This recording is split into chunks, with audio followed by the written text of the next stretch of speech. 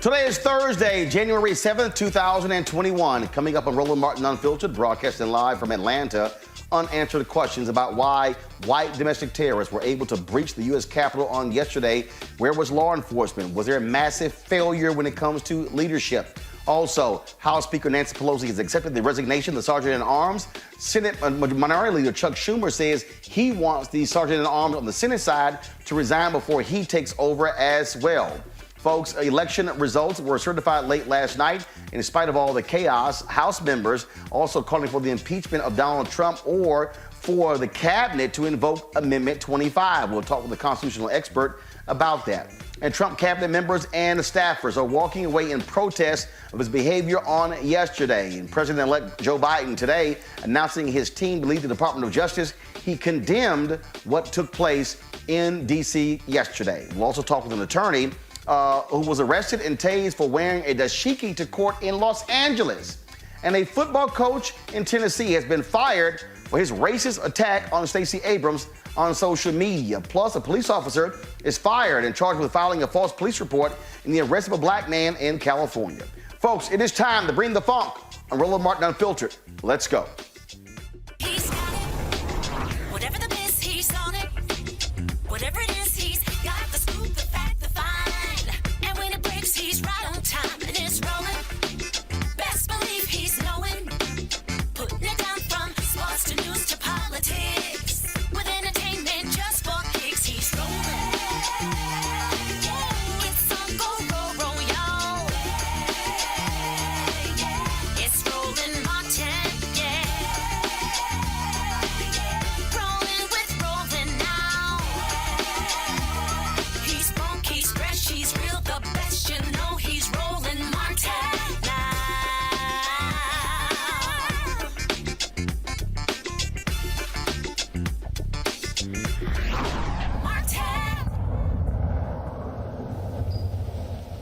Democrats are demanding answers from Capitol Police as to what took place on yesterday to allow white domestic terrorists to breach the U.S. Capitol. A lot of questions, very few answers. Here's a video that was shared on TikTok to give you a sense of how the Trump terrorists overwhelmed Capitol Police. You'll see in this particular video here, you'll see where here you have them trying to hold them back. Then all of a sudden, they're fighting these Capitol Police officers. There are not enough of them. Then all of a sudden, they just overwhelm them with force. And then finally, the Capitol Police just sort of just backs off and allow these folks to come through. It was shocking and stunning to witness, to see this. And then all of a sudden, you see when one side, then another side, and all of a sudden, folks just move forward and move forward and move forward and move forward as the cops try to hold them back. Folks, it makes no sense what took place on yesterday. Keep in mind, there have been numerous protests near the U.S. Capitol. And in fact, Congresswoman Maxine Waters, she said that she was assured 5 days ago, by the police chief of the Capitol that they were prepared for the crowds. He told her they will not even be allowed on the Capitol grounds. Look at this video here, and you will see they clearly were allowed on the Capitol grounds. And so, again, a tremendous amount of questions that people are asking. Speaker Nancy Pelosi spoke today, and she said that she had handed and received the resignation of the House Sergeant-at-Arms. That person is supposed to protect members of the House of Representatives. Senator Chuck Schumer, the Democratic Minority Leader, he said that between now and when he takes over as Senate Majority Leader, when Raphael Warnock and John Ossoff were sworn in, he will demand the resignation of the Senate Sergeant-at-Arms as well. A complete and massive failure across the board. D.C. Mayor Muriel Bowser, she also spoke today where she made clear that they are going to build a 7-foot unscalable wall around the U.S. Capitol to protect the Capitol from any future protests from these Trump domestic terrorists. This is her today. We will be looking very closely at what's happening at the Capitol, working with leadership and the presidential inauguration. Okay, thank you. But you did hear the secretary offer two very important points already, that the fencing up around the Capitol, non-scalable fence in place through the inauguration, and the large strength that will be coming on by this weekend, up to 60 will be available through the inauguration. Which is a larger composition of personnel than we would have for a standard inauguration. Thank you. And just one follow-up there for you, Terry McCarthy. The black fence said at least 30 days, more than 30 days that will be erected. At a minimum. At a minimum. We'll work that in coordination with, as well as the Police. Thank you. Yes, Mark.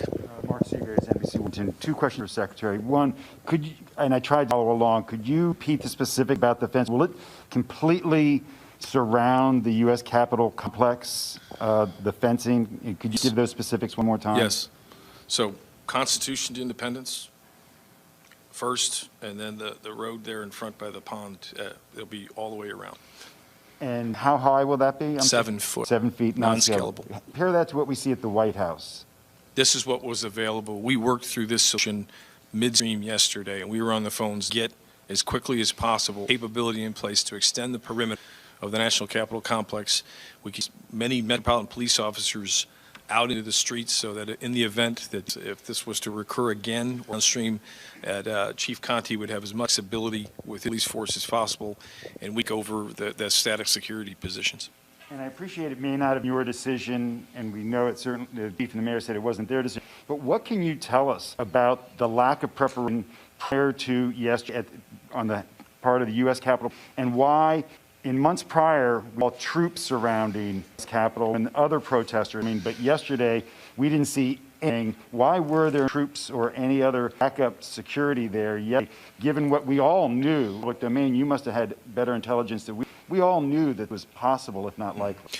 Well, we don't have rely on our intelligence from law enforcement and local police, obviously, but with respect to the pre-coordination, to the mayor's point, those that are all being looked at, there were discussions previous with the Capitol Police and others, and no request of the D.C. Neighborhood were made. Obviously, there's a different branch of governments have to be requested to come onto the. Capitol Police Chief Steve Sund, a former police officer, said in his first public comments the chaos that rioters actively attacked Capitol Police and other law enforcement officers with metal pipe, discharged chemical irritants, and took up other weapons against officers. Now, the FBI, they plan to arrest upwards of 15 people. They have been scouring social media, looking at video and photos of individuals. A number of people who've also the protests have been fired by their companies for participating in these protests as well. Now, lawmakers from both parties have pledged to investigate law enforcement's actions and question whether a lack of repair allowed a mob to occupy and vandalize the building. So also, folks, just some other things in terms of to understand. The FBI also says 2 devices were found near the RNC and the DNC headquarters, and they also discovered a truck nearby that was packed with explosives and also guns and other items as well. And so clearly, the individuals who were involved in this, they were meant to cause significant harm as Congress was meeting in the U.S. Capitol. The reason members are so upset, and later we're going to talk to 2 members, we'll be chatting with Congresswoman Brenda Lawrence right here. We also will be talking with Congresswoman Jahana Hayes. The members were in the Capitol. They had to be evacuated. It was a terrifying situation while the Capitol was being breached, and all the blame is going towards Donald Trump. Let me tell you how crazy this fool is. His head of Homeland Security, he has rescinded his letter to the Senate to appoint him as the head of Homeland Security because his interim head chose to say that Trump should condemn the protest. The White House, different reporters are saying that Trump was filled with glee watching what took place yesterday. It's been suspended from Twitter, infinite suspension from Facebook as well. Not allowed to post on those particular platforms. You have Democrats, numerous Democrats are calling for the invocation of the 25th Amendment. Elaine Chao, the Transportation Secretary, the wife of Senate Majority Leader Mitch McConnell, she has resigned her position as well. Other officials in the administration have resigned. The former Chief of Staff, Mick Mulvaney, who is the envoy to Ireland, he has resigned his position. And so all of this coming out of the terrifying situation on yesterday that we have been talking about, where these white domestic terrorists stormed the U.S. Capitol. Now what you have is Republicans like Mo Brooks of Alabama, who is now suggesting that Antifa was responsible for what took place. They want to shift the blame as well. Today, President-elect Joe Biden talked about what took place on yesterday when he announced his team lead the Department of Justice. Watch. Yesterday, in my view, one of the darkest days in the history of our nation. Unprecedented assault on our democracy. Assault, literally, on the citadel of liberty, the United States Capitol itself.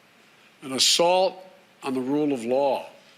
An assault on the most sacred American undertaking, ratifying the will of the people in choosing the leadership of their government. All of us grieve the loss of life, grieve the desecration of the people's house. But what we witnessed yesterday was not dissent, it was not disorder, it was not protest, it was chaos. They weren't protesters. Don't dare call them protesters. They were a riot mob, insurrectionists, domestic terrorists. It's that basic, it's that simple. And I wish we could say we couldn't see it coming. That isn't true. We could see it coming.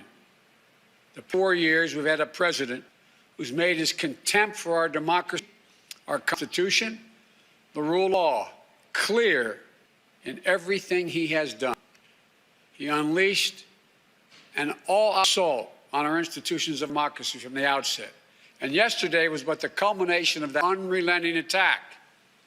He's attacked the free press, who dared to question his power, repeatedly calling the free press the enemy of the people. Language at the time he first and I and others said has long been used by autocrats and dictators all over the world to hold on to power, the enemy of the people. Language that is being used now by autocrats and dictators across the world, this time with the imperator, an outgoing president of the United States of America.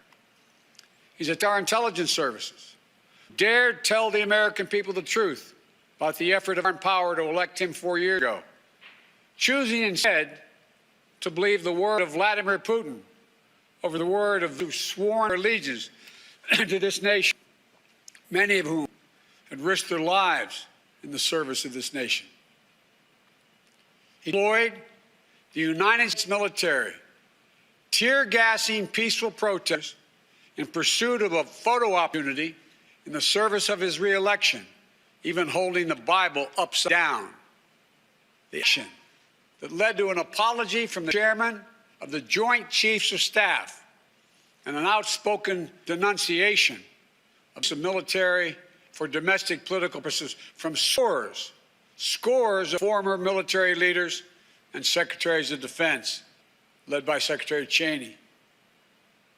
He thought he could stack the courts with friendly judges who would support him no matter what.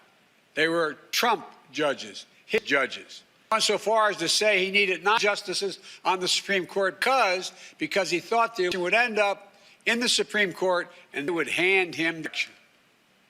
He was stunned, truly stunned, when the judge he appointed didn't do his bidding, instead acted with integrity, following the Constitution, upholding the rule of law, not just once or twice or 3 times, but over 60 times. Let me say over 6 times.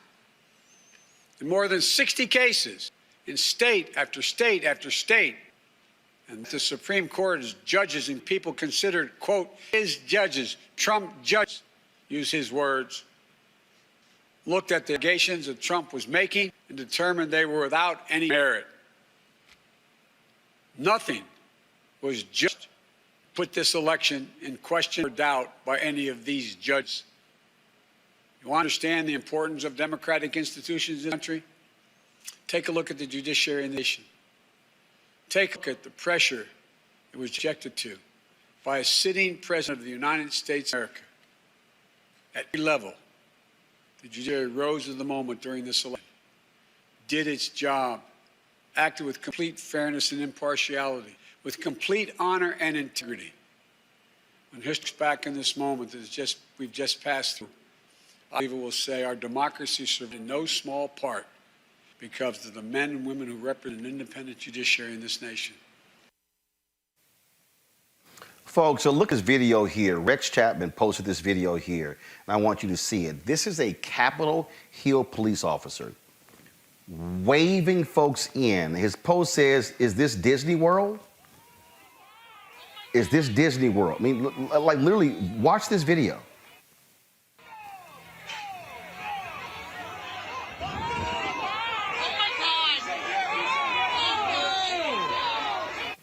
It makes no sense. It makes no sense. I mean, that's the kind of thing that we have seen all across the board, where people have so many questions and have been asking. Let's go to our panel. Reese Colbert, Black Women Views. Eric Savage Wilson, host of Savage Politics Podcast. Dr. Greg Carr, Chair, Department of Afro-American Studies at University. Erica, you served in the military. The woman who was shot and killed yesterday, who was trying to climb through a window, was shot by security forces. Next, she died. She also served in the military. These are who were sworn to protect the Constitution, uphold the Constitution, to defend this against all enemies, foreign and domestic. These people are the domestic enemies that oath was talking about. Yeah, and Happy New Year to everyone. Yeah, I took that very same oath and took it very seriously. And we both served in the same branch, the Air Force. But this is really what we're seeing, chicks coming home to roost, when there's ignoring of FBI reports, a counterterrorism report that clearly line out the threat of supremacists not only infiltrating law enforcement, but also the military as well. So those same type of trainings that we would go through, one of which when we would have calls that would come, we always had to be on standby. We would have calls, and they were exercises to make sure that we were able to muster to our appointed positions within a certain period of time, going out into the field, training in different terrain, training in different weather. These are the types of people that committed the act of insurrection on yesterday, combined with other civilians. So when we go back to that report that I noted that was given to the public back in October of 2006, when you start looking at just some of the bullet points, you don't even have to go into the report. It's about 10 pages long to include the cover page.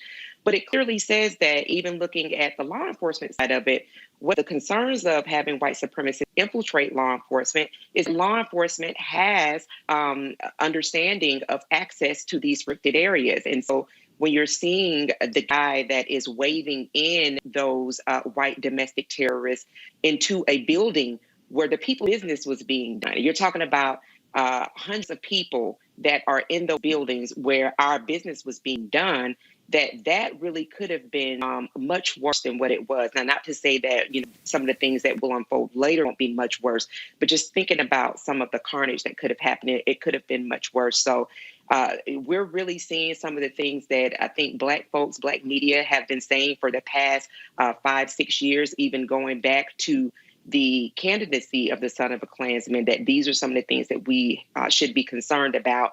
And the fruit has been bared, particularly when you look at one of the other persons that died, 55-year-old white man out of Alabama, who had weaponry like the weaponry that I trained on when I was in the military.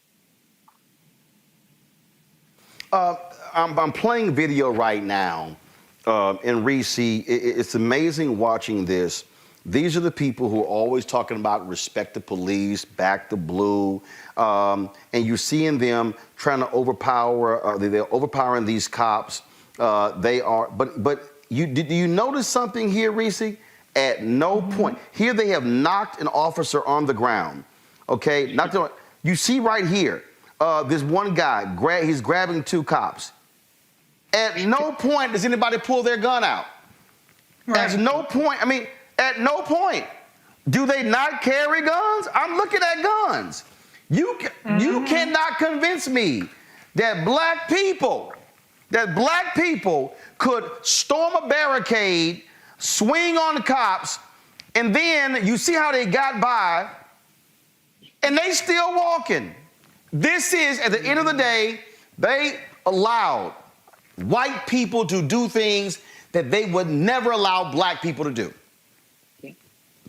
Absolutely. I mean, we have never seen images of white people being hosed and gunned down. I shouldn't say never. Let me say in contemporary times, okay? In the past several decades. We haven't seen the same images and the brutality against white people that we've seen against black people doing peaceful protesting. So this is not a surprise. I think that as a society, we've said it's unacceptable to inflict the kind of violence on white people, even when they are instigating it, even when they are rioting and doing this kind of behavior. You see how they act when they win the championship for their college team, or their hockey team wins the championship. They out there flipping over cars, acting a damn fool. So this is how they've been trained to interact with white people. So it's not a surprise they're doing that. So you have the fact that number one, don't feel as empowered to to use brute force against white people, but then you have people that are aiding and abetting them as well, because they're on the side of white supremacists. They're sympathetic to their cause.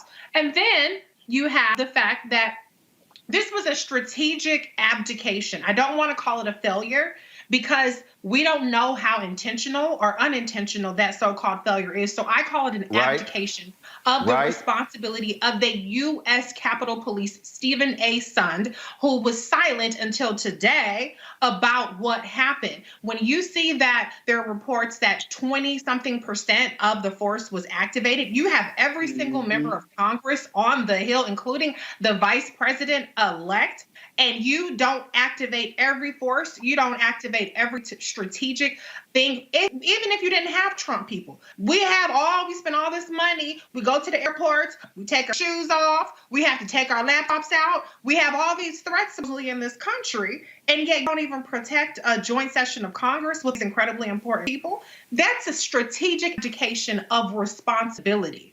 And we need to understand where those calls came from. I'm sick of hearing people talk about Muriel Bowser and what does she do, because they don't understand basic ass civics, which is that the Capitol is federal and that and U.S. Capitol Police have exclusive jurisdiction over that. And they did not call upon the D.C. Metro Police or the D.C. National Guard until hours after this riot, this melee, this insurrection started. So we need to get to the bottom of that. And I want to know what Trump's involvement is, because reports are he refused to authorize the National Guard, and that authorization came from Mike Pence, which should have come from Donald Trump. I want to know what kind of orders were given in advance, because something in the milk ain't clean here. I've been to the Capitol. I was there the first day of impeachment. You have to go through multiple steps of security. You can't bring your phones in. You can't bring your phone in. So for this level of catastrophic breach, that something is happening there that's a little bit more than what it seems. And we need to get to the bottom of it ASAP. I agree with that. Dr. Greg Carr, here we go to my pad. The union for the United States Capitol Police, they are calling for the resignation of the chief as well as top leadership brass. It says the Capitol Police Officers Union is calling for leadership change at the highest level, including the chief of police of U.S. Sund. Command staff include his assistant of police. Quote, I'm incredibly proud of the individuals who's protected the lives of 100 members of Congress and their staff. Once the Capitol building was inevitable, has live property leading people to safety. Not one member of Congress or their injured. Our officers did their jobs. Our leadership not. Our law enforcement us remarkable. Now, here's what's interesting. Just a few moments ago, actually, I'm looking at another tweet here. It looks like a son, according to MSNBC, Sund has announced he is going to resign his position.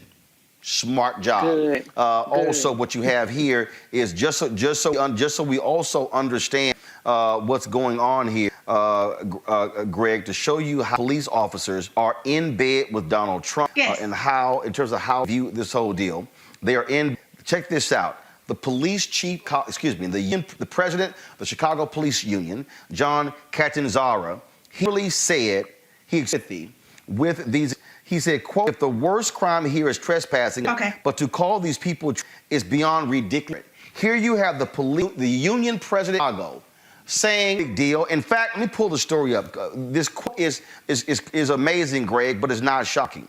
Quote, there was no arson. There was no burning of anything. There was no looting. There was very little property. It was a bunch of people that feel an election was stolen somehow, some way. Now check this out. He then repeated the lying claim. that the election was stolen, and then proof.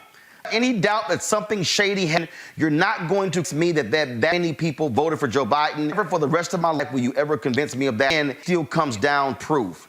Well, Don made his Twitter account private. Now, here's the other deal. 50 officers were injured. 4 folks died. But he said, oh, nothing bad happened. Bottom line is this here, Greg, and I think we saw it, and I can't wait for an investigation. This is the thing that black people have been saying, that you have police departments that are infiltrated with white supremacists, folks who remember militias. These people have badges and guns. And what we witnessed yesterday was it front and center, and they're going to have to answer some questions too. What happened? How did y'all allow folks just to walk on through? Well, they're all going to have to answer questions, Roland. And Donald Trump just gave white nationalism the biggest gift, parting gift he could give them. This performative absolution that we're seeing right now, everybody's going to throw everybody overboard. When the police union calls for all the leadership of the police to resign, that should be your first clue. This is BS. And, let's just be very careful here, because nobody, as you said last night on the show, is surprised. We've been trying to tell you. Anytime you see Chuck Schumer, who found his voice thanks to all America's homies in Georgia, who made Mitch McConnell the minority leader since he couldn't deliver Maine, didn't put no money in Kentucky or Mississippi, and sat back, all of a sudden, Chuck Schumer's a hero. Everybody got to get fired. Everybody calm down. It's very Catholic right now. You see, everybody's confessing. Except there ain't going to be no priest to save you, and it ain't going to be no damn Hail Marys to save you, because what everybody is doing now is trying to divert attention from the fact that Donald Trump is the symptom. The sickness is whiteness. And you're absolutely right, Reese. There's strategic abdication going on right now.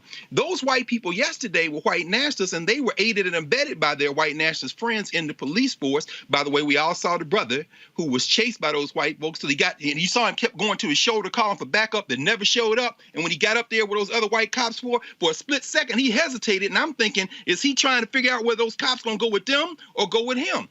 But what we see is that this has been a coordinated attack. Now, I'm sorry, Joe. I'm sorry, Mr. President-elect.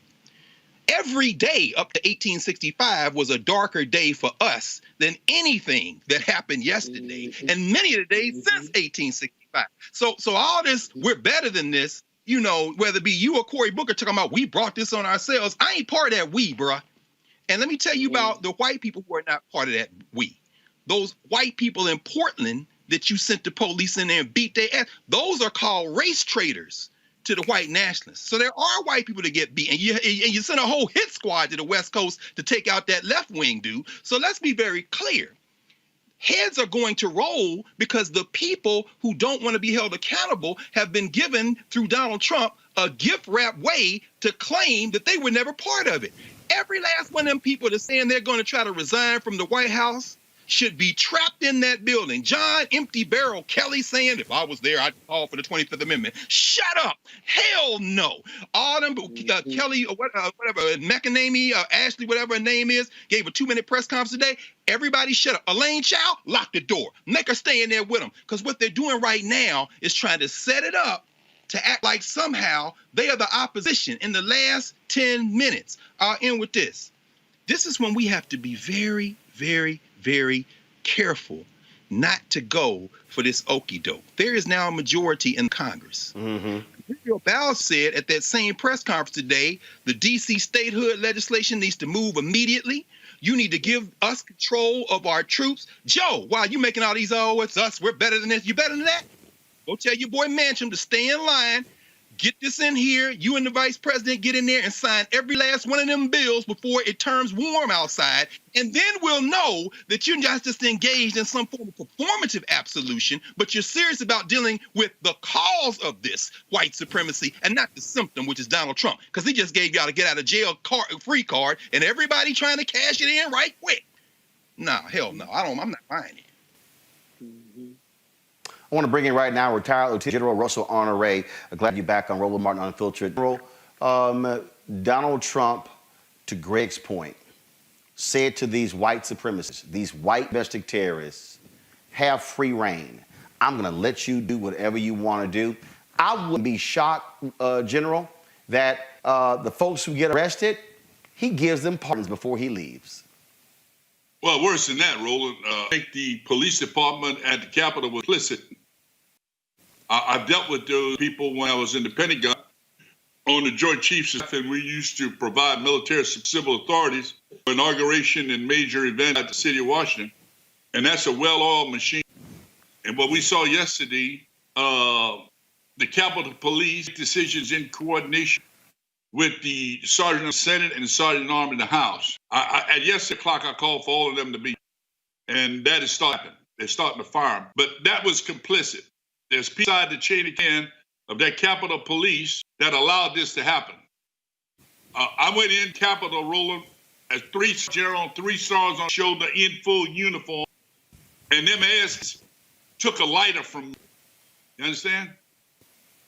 They simply applied the law, and they allowed these in yesterday, and they destroyed a good part of our house. And to go to jail, and need a DOJ investigation, this bullshit Congress investigation, and we need to hold people up. We need to catch all their phones. They're rooms to in that Capitol to go in and out. I never know how you get away to some of these rooms. So they will help inside the force, and you can assume about 30 of that force support the guy else. That's just the Democrats. And the system failed yesterday. And that point you made there, again, which is the concern of black people, and that is when you have the law enforcement, you have these individuals who hold the same views. They're very conservative. They are opposition to Black Lives Matter, in opposition to civil rights. And we witnessed it yesterday. But also what we witnessed, General, was you had this man, you had Donald Trump, he had Rudy Giuliani. They were inciting a riot.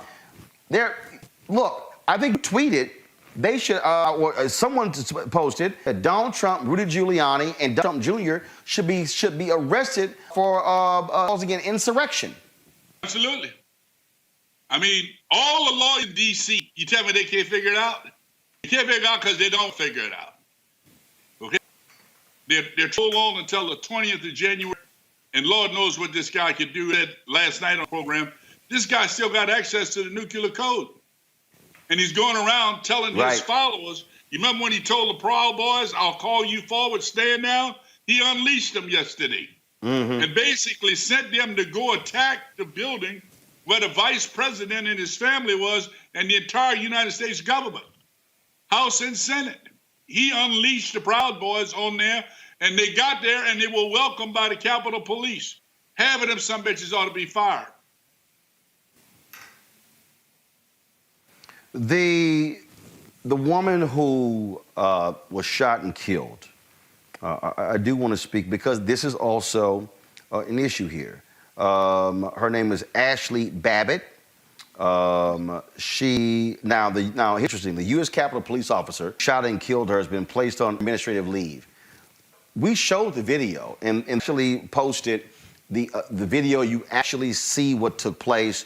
The reason I'm not going to show it, we got basically the YouTube algorithm. We had about 16,000 people on yesterday. They kicked us off, and so I don't want to, knock up line again. We got 10,000 who are on right now. I don't want to do that. But it was barricaded. She jumps up and she's trying to climb through the window. An officer fires a shot, shoots her in the neck. She dies. But if you look at a lot of her crazy videos, she served in the military. And she's ranting and yelling, going off how this country has been stolen. And that's also part of the members of the military who were yesterday with Trump people as well. Yeah, you got to follow me.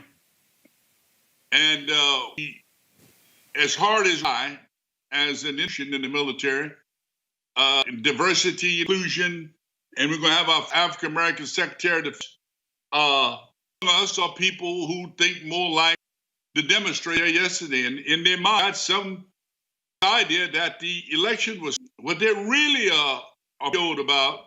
Now, the Democrats on the White House, the Senate, and the House.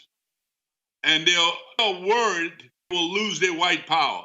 They're worried about losing minority rule in 30 to 40 years. America is changing. And that is, I believe, a lot of the believers talk to, the code they talk in, Roland. They don't like the founding of America.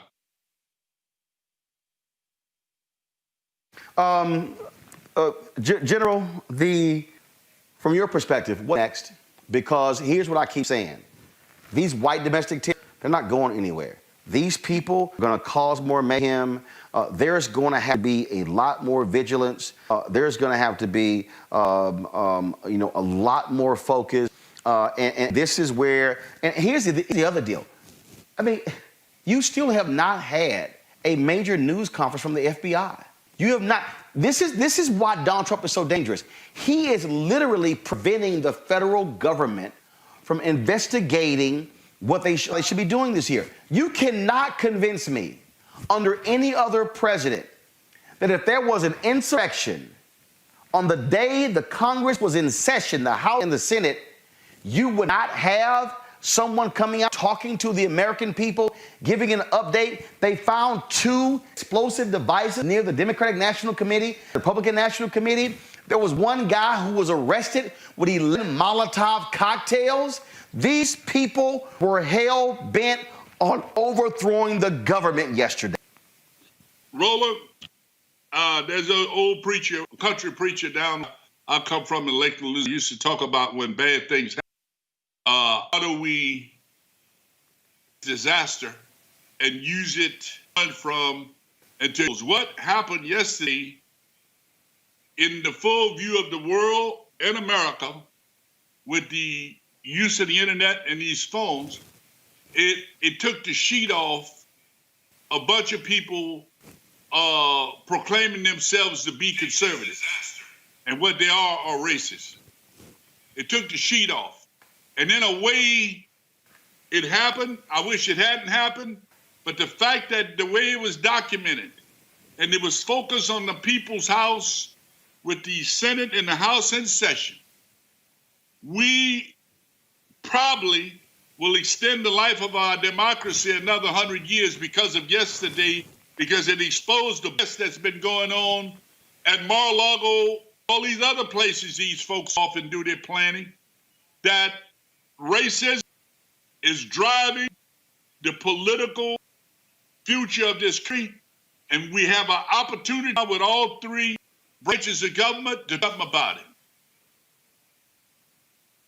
Well, I believe you're absolutely right. And people have asked me this, General. People have said, Roland, saw yesterday, what was the initial response? And I was, as General, mild. I said, good. Because I needed white folks in America to see white folks in America doing what white folks in America have done since inception of this country. They can't sit here and say it was the blacks. Can't say, oh, it's the browns. No. They had to be forced to see it. And all of these Republicans who have stood with these people, who have explained them away, who have supported them, who have taken photos with them, they now have to answer, which side are you on? Which side are you now on? And so there's no separating here. There's no separating whatsoever. They're going to have to answer that. And that, to the point that you just made, did the same thing. We always knew it. Black folks, we always knew it. But white America had to see the hatred for themselves. And now they got to decide who you going to roll with, them or us. Yeah, they have used this, they stole them, what they're worried of losing majority, Roland. Saw what happened in Georgia, what happened in Pennsylvania and other places when people got out and they were organized. And now we've got an opportunity just to change the direction a little bit. Because this is a work in progress. There is so much evil that has had 6 months, and we're doing it in the middle of a pandemic. Now, it's routine now to lose 4,000 people. We got to get back on that. And yesterday was a spreader event. They're all going back to towns now and taking even more COVID back. And we got to get past inauguration. And my recommendation to say to some of the people on the Biden staff is let's get done with the inauguration. This is a big focus on donors and balls. To hell with all that. Make sure you got your acting Secretary of Defense walking in the Pentagon at 1 o'clock. You're acting Home Security. You're acting J. And you're acting FEMA. All people need to walk in those buildings and take in as soon as the inauguration is over. So we got control of the government and all those Trump people leave.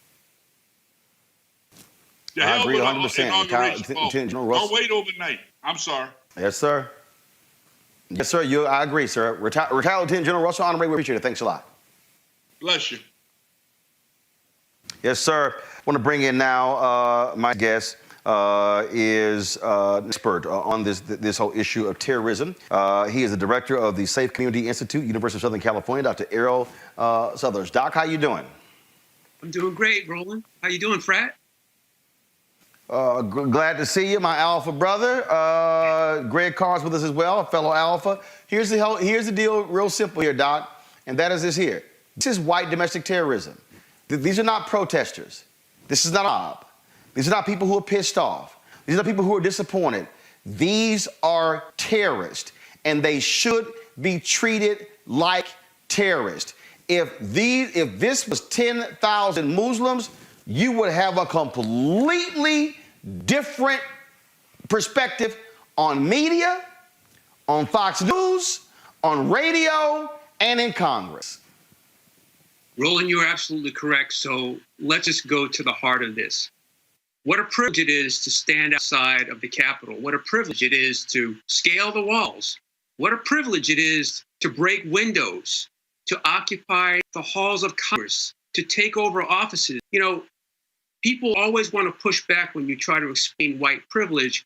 And when they see this, they just totally ignore it. This incident yesterday was reminiscent of Charlottesville on steroids on a number of accounts. But to your point, this is terrorism. And I push back against those people who say we need another statute for domestic terrorism. No, we don't. We have over 50 different elements of the United States Code, Title 18, that you can charge someone with terrorism today. We choose not to do it. You are absolutely correct. Yesterday's terrorists have been ethnic or religious minorities. The response and the preparation would have been different. I'll push even further. The response to protecting the Lincoln Memorial when Black Lives Matter was there this summer was demonstrably different than what you saw yesterday.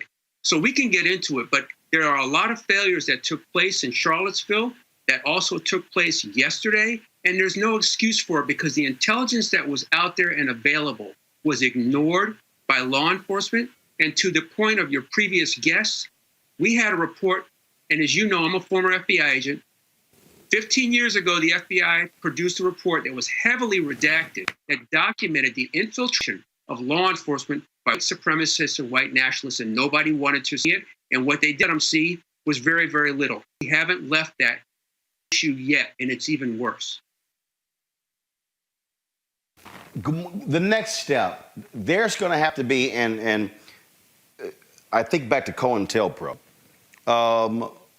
but Congress is going to have to deal with a massive amount of surveillance of these people. The problem here, Doc, is that I believe that these people are aided by Republican political leaders. So we're dealing with, I mean, this is really, you know, the FBI said that the biggest problem facing America, the biggest threat is going to be this white domestic terrorism.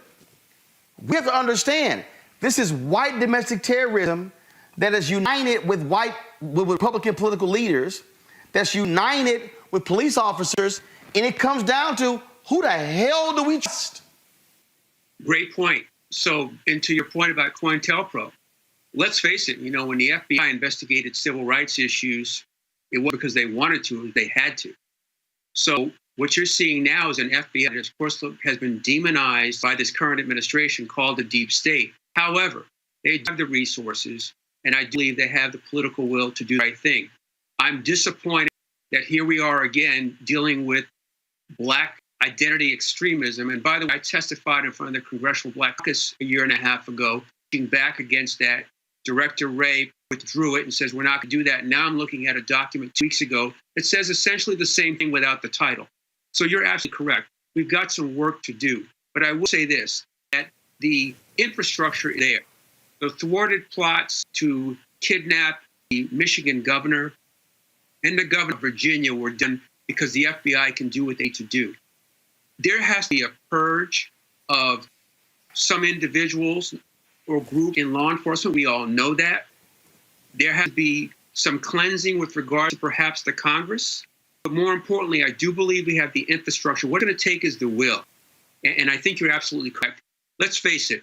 When the Obama administration was in power, there were 14 different consent decrees for police departments in the country. In the 4 years of administration, there were 0. You don't have to be a research data analyst to understand what's going on there. So we're going to have a Department of Justice, the right Attorney General, to enforce the law. And we're going to have to take a hard look. We've got the technology, we've got the personnel. It's a matter of political will. Dr. Errol Southers, man, thank you so very much for joining us. My pleasure, brother. Yes, sir. Erica, here's the deal here. This is very simple. Will this government be willing to go after white like they historically have gone after black people? That's the real issue here. The President-elect Joe Biden and Vice President-elect Kamala Harris, they are going to have to make it perfectly clear to the country that there's going to be zero tolerance, and they are going to go after every single one of these white domestic terrorist thugs who stormed the U.S. Capitol. Answer, in my view, is no. That's largely going to lay now at the feet of the Attorney General that be incoming, the one that President-elect Biden has nominated and put forth, Merrick Garland. The people that I really have some level of confidence in are those women who have been working within civil rights as civil rights lawyers for quite some time. That's the assistant, who is Kristen Clark, friend of the show, someone that you know well, and also Benita Goop, also a friend of the show, someone else that you know very well. Outside of that civil rights division that will be formed up with the Department of Justice, which unfortunately on yesterday was subject to a hack, which is, really not a coincidence, looking at who this person is that's currently in office. That there's going to be a lot of cleaning up to do, but I just don't have the faith that, number one, that there'll be any level of accountability. There will probably be some people that will, be put before the public square, so to speak, accountability, but not at the length of seeing people who have been prosecuted and thrown into unmarked vans, questioned, who were real protesters that were protesting injustices, the people, black folks that are dying at the hands of state taxpayer service. So to go back to your question, again, I do not have any faith in that. I think that's where an engaged citizenry comes to affect that, even with everything that we are facing. The general talked about, we had 4,000. Actually, Erica, I got to interrupt you real quick here. I got 3 members of Congress who are on the line right now. Congressman Tim Ryan of Ohio, Congresswoman Johanna Hayes of Connecticut, Congresswoman Brenda Lawrence of Michigan. Congressman Ryan, you're with one of the committees that you've been talking about this oversight, investigating Capitol Police. The Capitol Police chief has resigned. The union is calling for his top brass to resign as well. We're seeing videos where literally Capitol Hill police officers were waving protesters in, taking selfies. Do you, as a member of Congress, Congressman Ryan, have any faith whatsoever in Capitol Police right now protecting people's house? There's a big gap, the trust level now, and it's something that we got to fix immediately. We have the vast majority of the rank and file guys did a good job yesterday, but they were set up for failure. I mean, we did not have the backup. They did not have the personnel needed. We did not have the National Guard teed up, ready to go. This was a failure in leadership, not necessarily a failure for the vast majority. I saw the same videos everyone else did, taking selfies and all the rest. And believe me, we're going to be looking into that as well. But the reality is this was a failure from the top down, a complete abdication of their responsibility to protect us as members of Congress, our staff, and most importantly, the process of electing our president. Congresswoman Hayes, give us a sense of what it was like to be in the House yesterday while this was going on and when y'all got the order to evacuate. Well, I was in my office and I had my son with me, and I kept telling him that everything was fine. He could clearly hear the crowds outside. His friends were texting him images of what was going on, and he was afraid. And I was afraid because I didn't have an answer for him. And we kept getting updates that, to move to an internal location, that suspicious packages had been discovered. And it was scary. I mean, on this campus, I don't really think about my safety because I feel like the police keep us safe. I've traveled with them. They do a tremendous job. And yesterday they were under-resourced. And I'm sorry if I'm distracted, but there's just a story came across that a Capitol police officer died following one of the protests, following the activities yesterday. So this is crazy. This is the United States Capitol. Then this should not be happening here.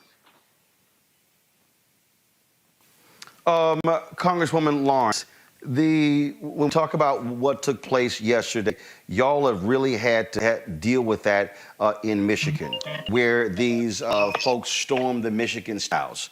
And then they of course, they discovered the plot to kidnap the governor of Michigan. We've seen, and Donald Trump called for these folks to essentially do these things in Michigan. What is shameful here, Congresswoman Lawrence, is you literally have people like Donald Trump and Rudy Giuliani, Congressman Louis Gohmert, endorsing these folks committing acts of violence against the United States. So yesterday, I was on the floor when they came in to evacuate us, told us to get on the floor and get behind the seats on the floor to pull out the gas mask. Then we heard they said they have breached the Capitol and they're on their way over here. And we saw them, we're sitting there trying to figure out how to put a gas mask on. And they had taken Nancy was on the floor. And this is why Nancy has asked for the resignation for the person who's in charge of the floor and also the chief of police. And we went from trying to hide on the floor to them calling us and telling us to run and to go to another place. So it was over 50 members, Republicans included, on the floor. And it was really unbelievable. And now we have the opportunity finally for some of these people to wake up. Because I can tell you repeatedly, my Republican constituents and people I talk to say, oh, Brenda, don't get so upset about what he says. That's just Trump. Don't worry about it. He's just talking. But the reality is that his words, because he is speaking from the highest seat of power in America, they made a difference. And yesterday, the entire country was slapped in the face with the reality of Donald Trump's impact on America, because those thugs and mobs came in to stop our democracy. And that's something that's lost on a lot of people. Yes, they were mobs, they were looting, they were vandalous, and they were violent, but they were there to stop democracy. And they were looking for us to make sure that we did not certify the election. And, we had been through all that trauma. For me to have to put on a gas mask and try to hide behind a chair, to Nancy Pelosi saying they will not stop us. We are going to the floor. And we were voting till 4:00 in the morning to certify those votes. This is the thing, Congressman Ryan. I'm going to read this tweet here. This is one of these folks. The protests today were peaceful for the most part. There were some people that breached the Capitol, but other than that, minimal skirmishes. I am proud to be a deplorable. We take our house anytime we want without violence. I mean, and what you're dealing with here, Congressman Ryan, that to the point that Congresswoman Lawrence just made, is that when people kept saying, and especially, and I'm just going to be as clear as possible, these sorry-ass people in mainstream media, oh, it's Trump. Kathleen Parker writes a column, hey, it's not going to be that bad, things like those, Maureen Dowd, all these people, they acted like this was a damn game.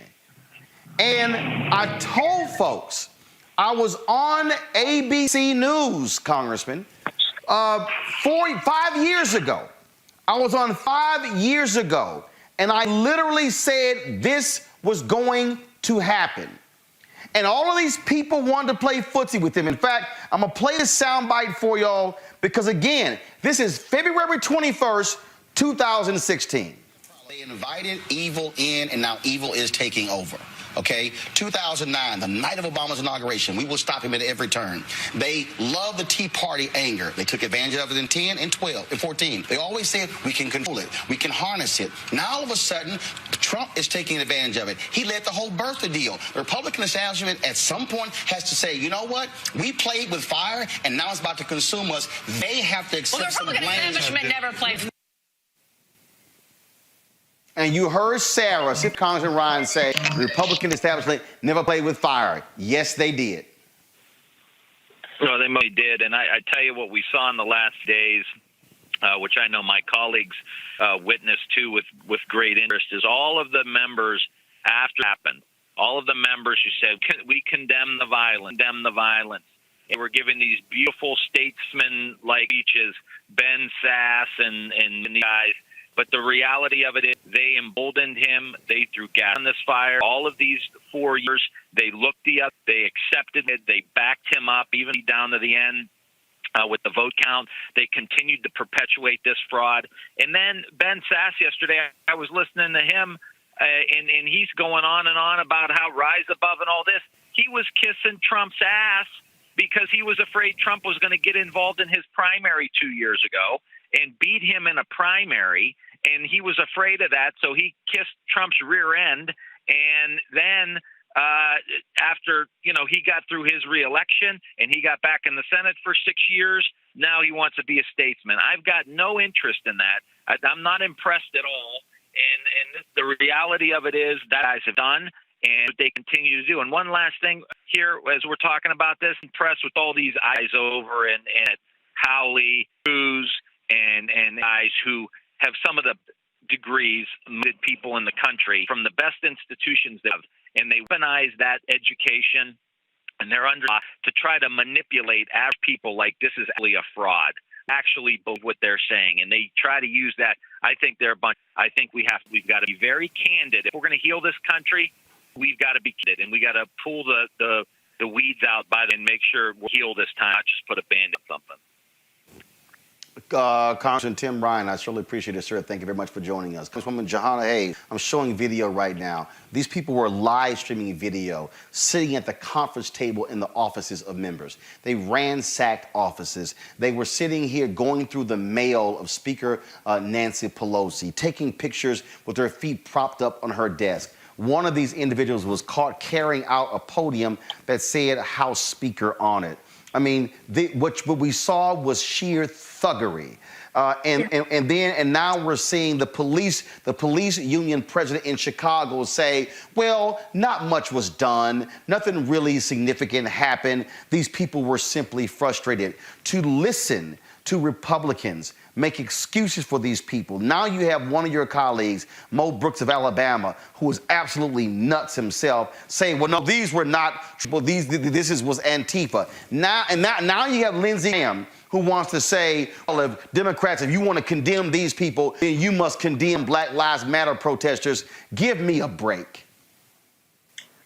What happened here yesterday is unjustifiable. It doesn't matter who it was. First of all, we know who was here yesterday. We know, the Proud Boys, their leader had been arrested. The president called a coordinated effort, asked people to meet him in D.C. on January, gave them a directive in the morning to walk up to the Capitol and make their voices heard. But let's be clear. We're not just talking about an office building here. This is the center of our institution of government. This is where the people's business happens. So breaching this means so much more. Coming here and desecrating, denigrating the Capitol, making this place unsafe to do business has much greater implications. People have a right to protest, and we've seen that over and over where people are elevating their voices. But for my colleagues then to come back and then continue to object to the Electoral College, to try to justify or place blame or figure out who it was. It doesn't matter who was on this hill yesterday. The violence that happened here is inexcusable, was incited by the president, was emboldened by the president, and has not been denounced by the president. Hard stop. So anything that they're trying to do to justify it, to explain it away, they too should be held accountable for that. Congresswoman Jahana Hayes of Connecticut, we surely appreciate it. Thank you so very much. Thanks, Roland. For you, thank you very much. Last, and glad that you're safe. Congresswoman Brenda Long. We have seen folks call for the invocation of the 25th Amendment. I just got a text that said Vice President Mike Pence, his staffers have made it clear he does not believe in that. I really believe Congress should move, the House should move to impeach Donald Trump immediately, force the United States Senate to take a vote, and if the force Republicans to the record, because this man is dangerous. We do not know the hell that this man may unleash over the next 13 days. He is unstable. He is crazy. He is demented. He is out of his mind. And Lord knows what he will do to the United States over the next 13 days. I care about him being banned on Twitter and Facebook. This man still has control of the nuclear codes. Yes. He watched with glee what happened yesterday. He called on these people to march to the Capitol. He gave the order. He gave the order and they followed it. And I think you force these Republicans to vote. And the other point is this: if Republicans had the courage to vote in order to remove him, to actually impeach him, he would be barred from running for office again. I absolutely 100% amen. You're preaching right now to the choir. I have put out a statement that we and Nancy Pelosi, who drug her feet to impeach Donald Trump, she is so infuriated by what happened, because this was like a slap in the face. Everyone who tried to ignore him, say just, he goes low, we go high, that crap. This man is dangerous. And I truly support the 25th Amendment. I saw Pence moving and making statements. Because, the other thing that a lot of people don't realize, Pence was in the Capitol. Nancy Pelosi was in the Capitol. So the second and third two in line to the president were in danger. And Pence was very angry yesterday. Because you know what? His life was on the line. But we saw that so many people now have had to come out with these fake statements to Republic. Well, we denounce what happened. But the reality is you didn't do it soon enough. It's exactly what you said, Roland. Year after year, day after day, week after week, we have been saying this man is destroying our democracy. He riled those people, incited a riot, then got in his armor-protected car and rode back to the White House and turned on the TV, and I'm sure enjoyed it. And did the thing that infuriated me during his tenure, this thing about the flag. Did you see that mob take down the United States flag, take it down and hoist the Trump flag? Now and he called them patriots. I mean, that's a big deal to them. And here he is, everything that he claims he's for has been contradicted. And all of these Republicans sticking their head in the sand, and I could say somewhere else, ignoring what the reality is. This is not a joke. I was sitting there in that room hearing these people banging on the door, trying to get in the chambers, wondering if my life was going to end. Nancy was right. We were not going to let them stop. We certified the vote. If nothing else happened, we will get rid of him on the 20th, but I believe that 13 days is too long. It's too much he can do, and the man is sick. I don't want to, they say don't speak ill of the dead. I'm not going to say he's crazy, but he is sick. He needs to be taken out of office, all that power taken away from him. Let him sit in his little Oval Office if he wants to, but take his powers away because our country, we're in danger. You're absolutely right. Congresswoman Brenda Lawrence of Michigan, we certainly appreciate it. Thank you so very much. And glad Roland, that I you just two want are to safe. say thank you. I didn't get a chance to say thank you for everything you did in Detroit to bring out the vote.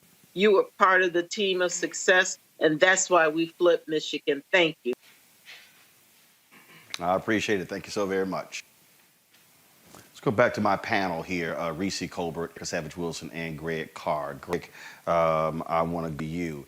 The point that the Congresswoman made, and it wasn't lost. I saw the video yesterday, and we're playing it right now. I think back to all of trash talking Trump and all these folks had to say about Colin Kaepernick. And for them to literally take down a U.S. flag and to hoist a Trump flag, that said exactly who these people have an allegiance to. Roland, this is all theater. And I can't stress this enough. What Tim Ryan said basically is probably all it needs to be. People can argue about flags. They can argue about the scenes that we've seen. The simple fact of the matter remains that 14 United States senators and most of the House of Representatives on the white nationalist party side want to overthrow the election if they could. So the people who stormed the Capitol make easy targets. The real targets are the people inside. Josh Hawley, as we heard Ryan say, Ted Cruz, who are going to be involved in what we saw in those speeches yesterday was the first speeches of the 2024 presidential nomination contest on the Republican side. Chinless Tom Cotton figured the odds and decided to keep his powder dry on the other side. But Chinless Josh Hawley and Chinless Ted Cruz decided to throw their lot in because they're fighting over the Trump supporters, understand. So Coach Tuberville, all those folks, they decided they're angling to become the Trump of 2024 because there's going to be a 2024 Trump, whether it's Donald Trump or better Donald Trump, which means smoother Donald Trump. Now, after what happened, you had a few of them who really don't have a political future, like the close to billionaire Kelly Loeffler, who was retired by Erica and them down there where you are right now. In the words of Mobb Deep, there ain't no such thing as halfway crooks. Scared to death, scared to look. You shook. So what happened is she backed up. You ain't a crook, son. You just a shook one. So she stood up and said, I'm out. But Josh Hawley doubled down. And if you saw Connor Lamb, because we all stayed up to 4 o'clock in the morning watching Congresswoman Lawrence and them, if you saw Connor Lamb, they damn near came to throw hands in the middle of the night because those white nationalists are not only not going to back up, Ryan nailed it. They are going to be emboldened. Finally, this is a moment when they are going to try to use this to say, those white nationalists, we all condemn it. Mitch McConnell on the right side, Lindsey Graham on the right side. And if they can get past this moment in 2022, Ron Johnson is saying, I don't know whether I'm going to run in Wisconsin. Pat Toomey trying to, I'm out. So the Republicans are going to try to act like they are not responsible for those people that stormed. And they're going to say everything the Democrats are saying, which is why Ryan is saying, do not let them escape. And which is why the President of the United States, the Vice President of the United States, the cabinet, I'm with Erica, Merrick Garland, come on, man. Merrick Garland cut his eye teeth if you read any of his opinions when he's on the D.C. circuit. If you read those opinions, you'll find he's very friendly to law enforcement. But I trust Kirsten Clark. That's right, Erica. I trust Benita Gupta. That's right, Erica. So therefore, while Garland is making nice, because this is what Joe Biden is doing, I should say I said it's going in, but I'll say one more thing. Linda Sarsour said this the other night. Politicians aren't your friends. Come on. So we now have our best opponents in the White House. Now we can be friendly, but we ain't gonna make this about flags and we're better than this and we got to stop. No, okay, that's very nice. Now set that aside. We want every last one of these policy things to go forward, or we're gonna break your back like we did to open white nationalists. That's it. We can't. Don't get caught up in the theater. Please don't get caught up in the theater. Reese, as we've heard, as Johanna Hayes said, a U.S. Capitol police officer has died following this riot. Also, when you talk about how folks are responding, Simon and Schuster, they have announced that they will not. They have canceled a book to be published by Senator Josh Hawley. His book was supposed to be called "Tyranny of Big Tech." Not going to get published by them. Here's the thing that I think also is really important in terms of where we stand. You have to make the people pay. You have to make them pay at every turn. You have to deny them of everything. That is the only you are to deal with these people. They must everything.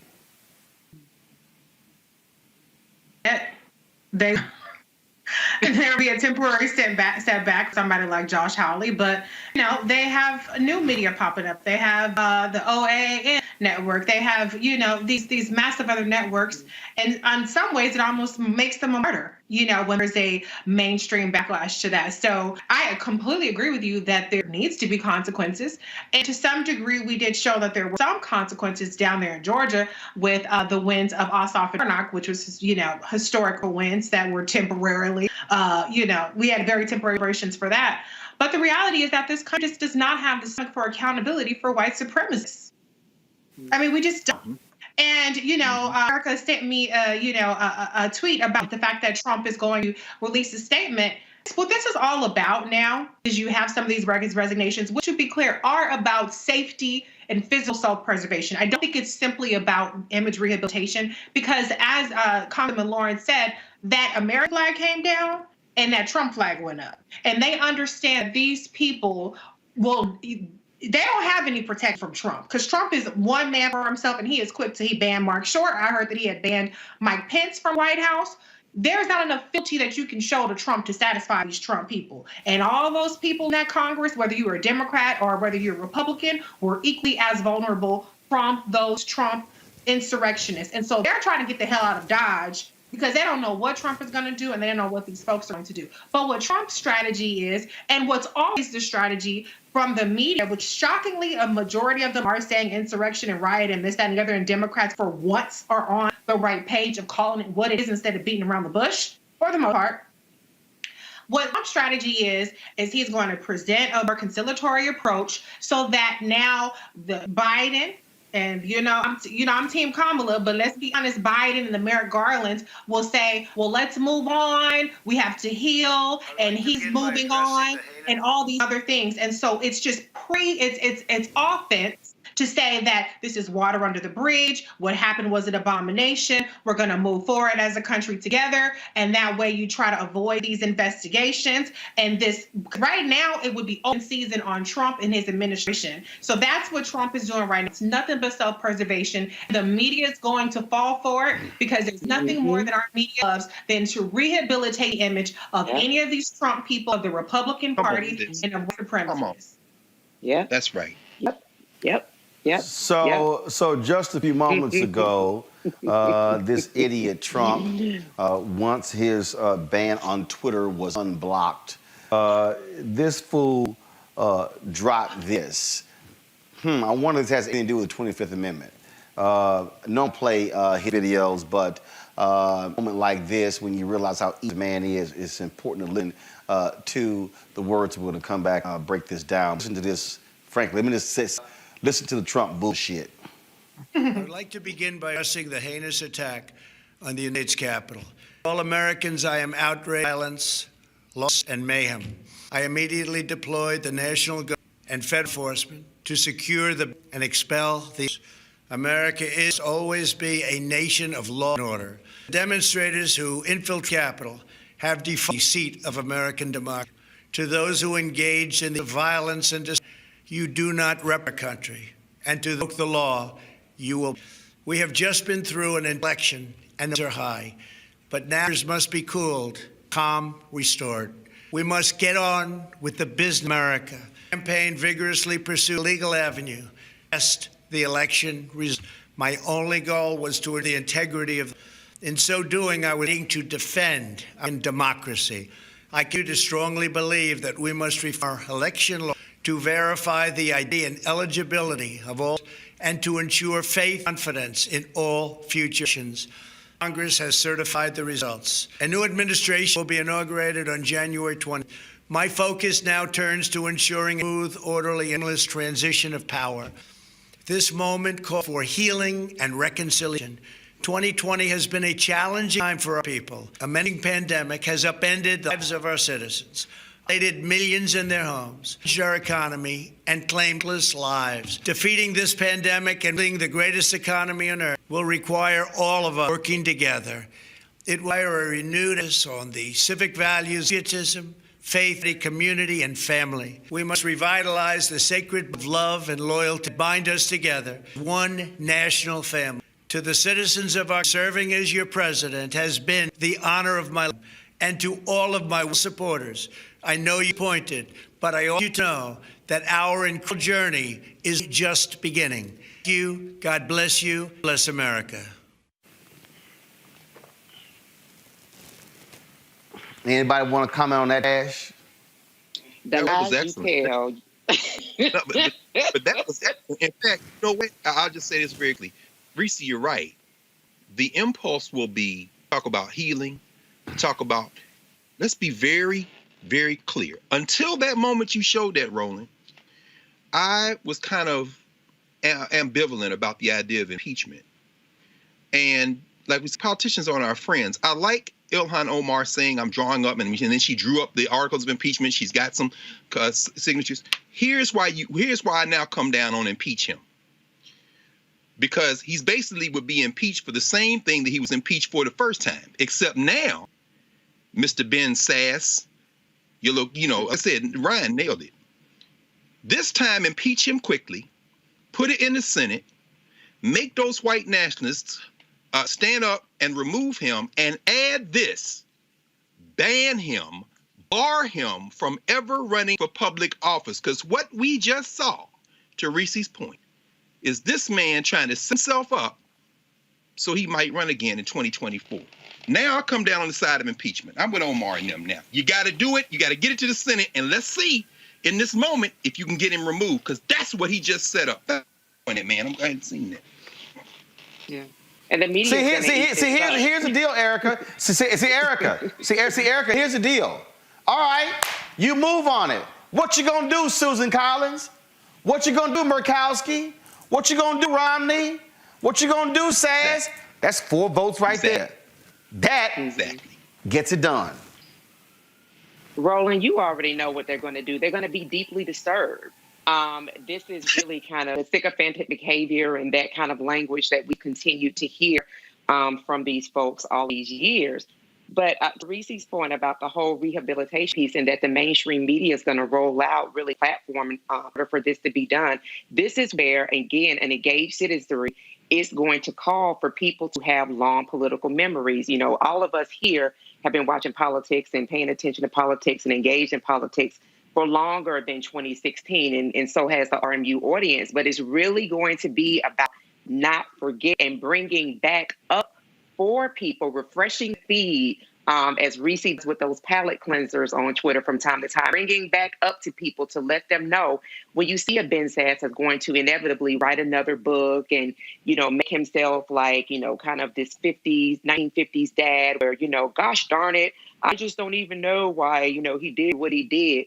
To remember that he is one, when you pull up his record, has voted with the son of a Klansman 90% of the time, that he has been in lockstep with him. When you think about Harrison, Mitch McConnell, that he is one that definitely said back in December of 2019, before this went to the Senate for a vote for his impeachment, for him to be out of office, that Mitch McConnell went on Fox News December 12th and said on Sean Hannity's show, listen, we are in lockstep with the White House. We are talking with White House counsel, and whatever it is that needs to be done to preserve the presidency, the illegal presidency of this person and his regime, we are going to, in effect, make sure to do it. Whatever the House does, they impeached it. So what? We have the power. We're going to make sure that he's acquitted. And that's exactly what the Senate did. Senate Republicans, did.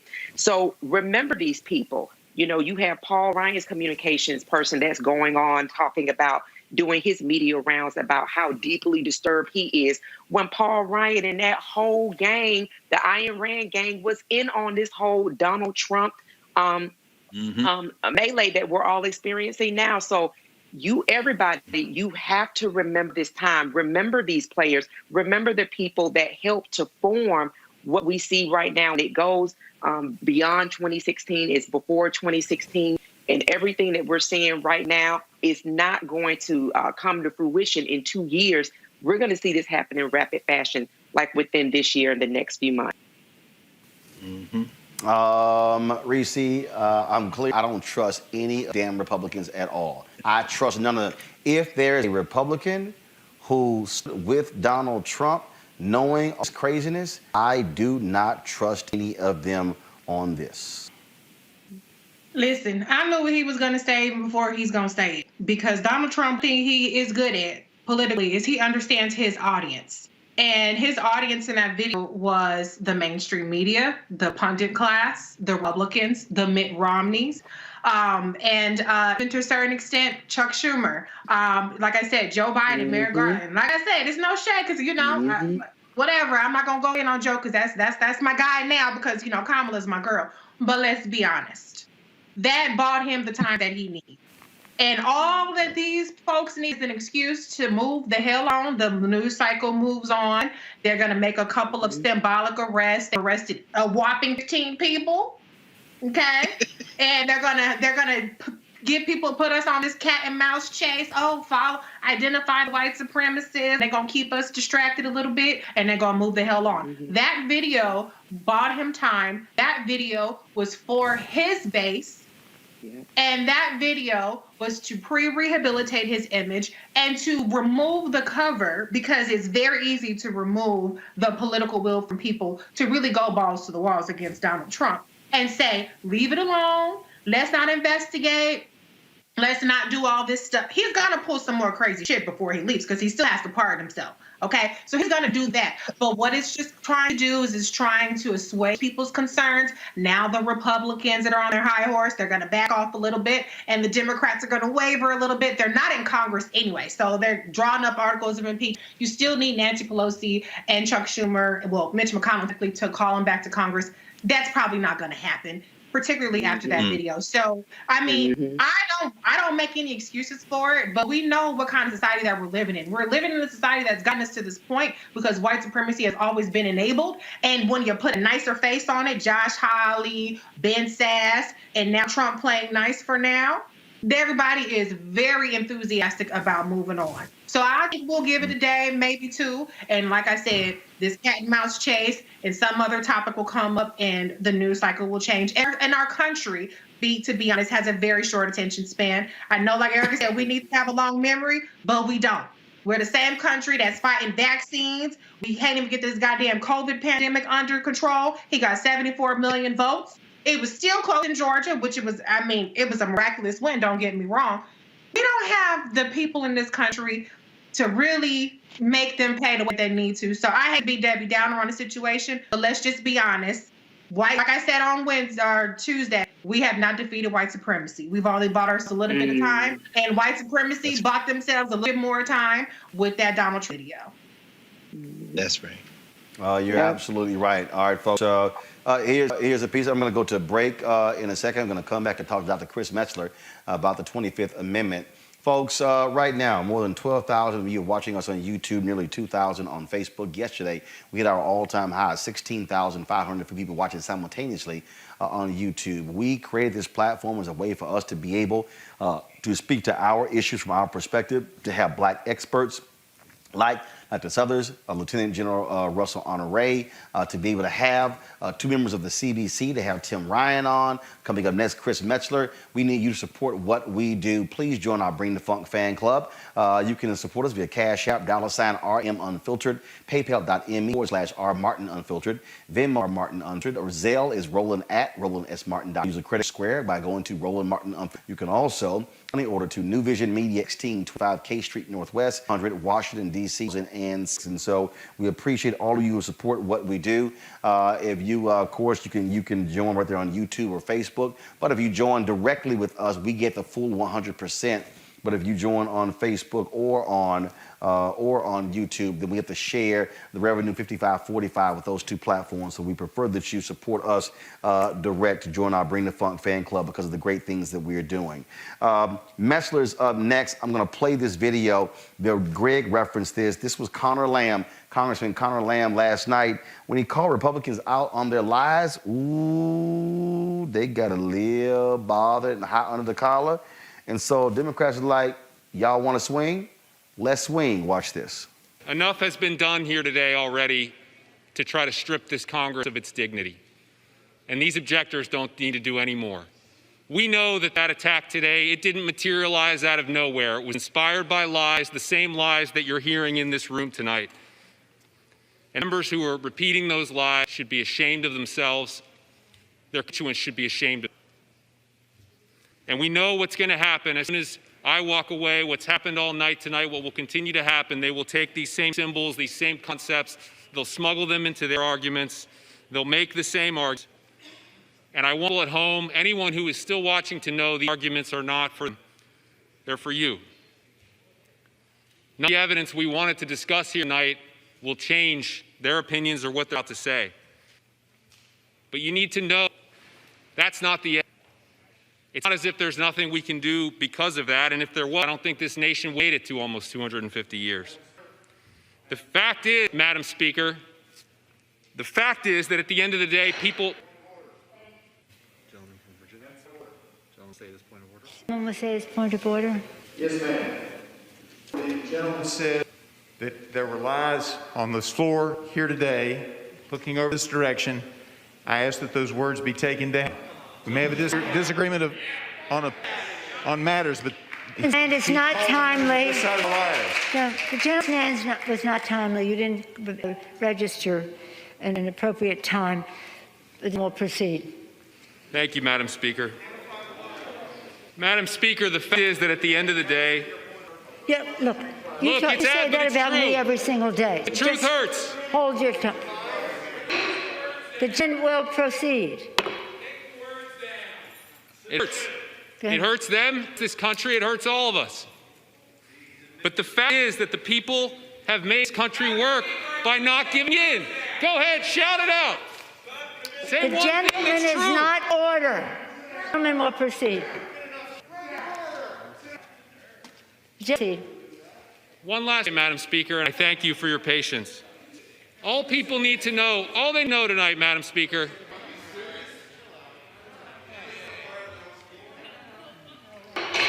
The order in the House.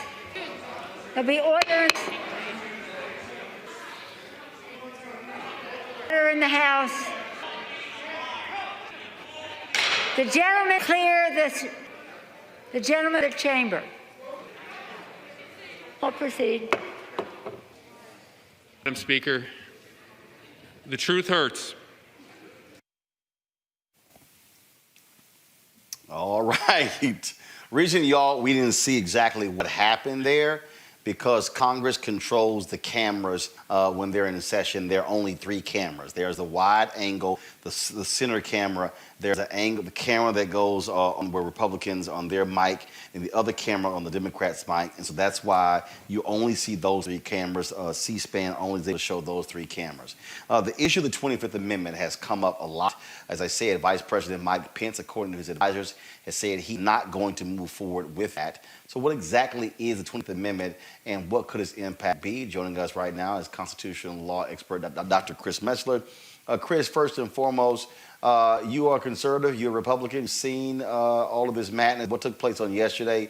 Surely you have to be embarrassed to watch these Republicans even still support vote to accept the electors of Pennsylvania and Arizona after what took place yesterday. And it just makes no sense. It makes absolutely no sense. And in fact, it was shameful.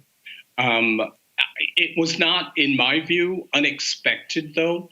But as we look at the Republicans who, well, let's start with the president. The president clearly has blood on his hands because there was no reason whatsoever to call people to Washington on the 6th of January. He knew the reason that he was calling them there. He knew what they were going to do. So, in fact, he's aided and abetted that. That's number one. And after everything that happened, those members, those Republicans, both in the House and the Senate, who still raised those objections, I guess they think, oh, well, I'm going to get reelected. I don't need black folks, young folks, et cetera, voting for me. So whatever. And let me go specifically to Josh Hawley. First of all, as it relates to Josh, I hope everyone knows that he's raised a significant amount of money over his objections. And we should also know that he plans to run for office in 2024. Naked ambition. So it is what it is. And the folks who did what they did yesterday, that's not the Republican Party I know.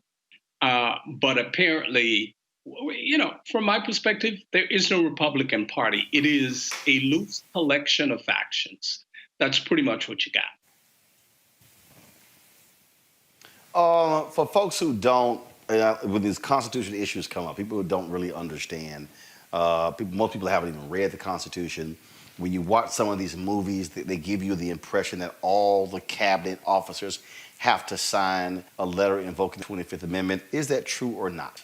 No, they don't all have to sign. What has to happen is the vice president gets a majority of them to say, we want to do that.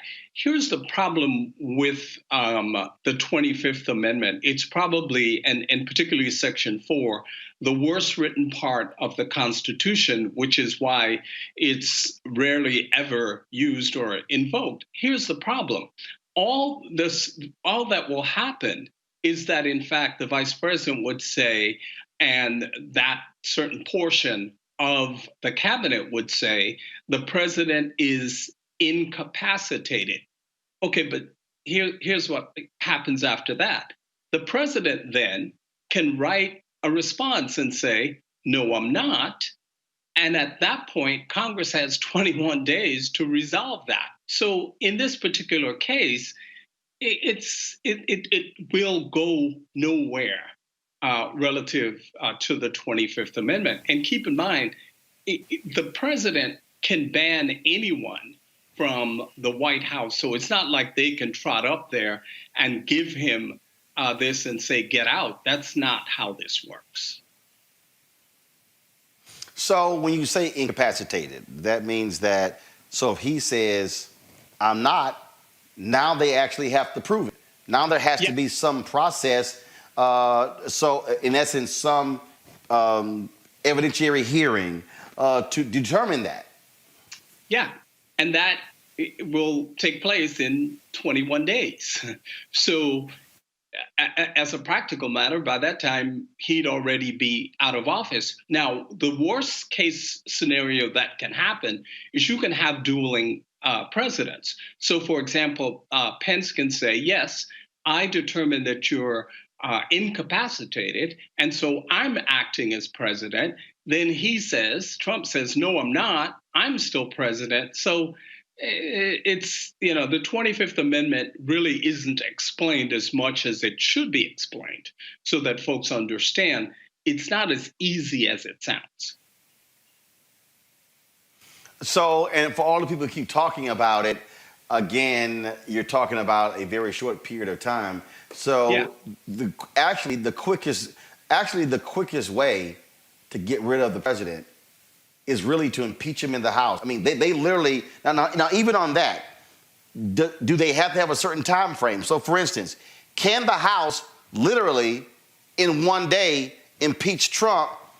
Can the Senate actually have a one day hearing and vote to convict or to acquit? Yeah, they can do that. They can do that. There's no time period to do that. The problem is what will happen in this case is the obstructionists will obstruct that process. But technically, yes, they can do that. They can call everyone back and say, listen, we're going to do this in one day. This is the time. You're not leaving here until this is done in 24 hours. They can do that. As a practical matter, I don't think that's going to happen, but they could do it. Dr. Chris Metzler, we certainly appreciate it, man. Thank you so very much. My pleasure. Take care. That's why I want to go to Erica here. Erica, this is why I love it. All of these media folks today have been, oh my God, Chuck Schumer has come out and saying, invoke the 25th Amendment, and it's going on and on and on, the next person, next person, next person. But it ain't that simple. This whole notion that the 25th Amendment is just like this magic bullet. Yeah, if he simply says, I'm not incapacitated, it's upon what? Are you telling me I have dementia? I have Alzheimer's? That I'm sick? No, I'm in great health. All right, now what do you do? And so, look, the real deal is, to me, put impeachment and conviction. Yep. Yeah. And, which means if he gets convicted, he can't run for president again. Exactly. And I'm glad you're repeating that, because that just needs to be repeated over and over. So it really does marinate into the frontal lobe of everyone's mind. That is what's going to have the most effect. Reese just laid it out for us a few moments ago, what this propaganda that we've seen that's now posted on Twitter is all about. It is about him continuing to be able to maintain the power that he has within the cult that he has created, right?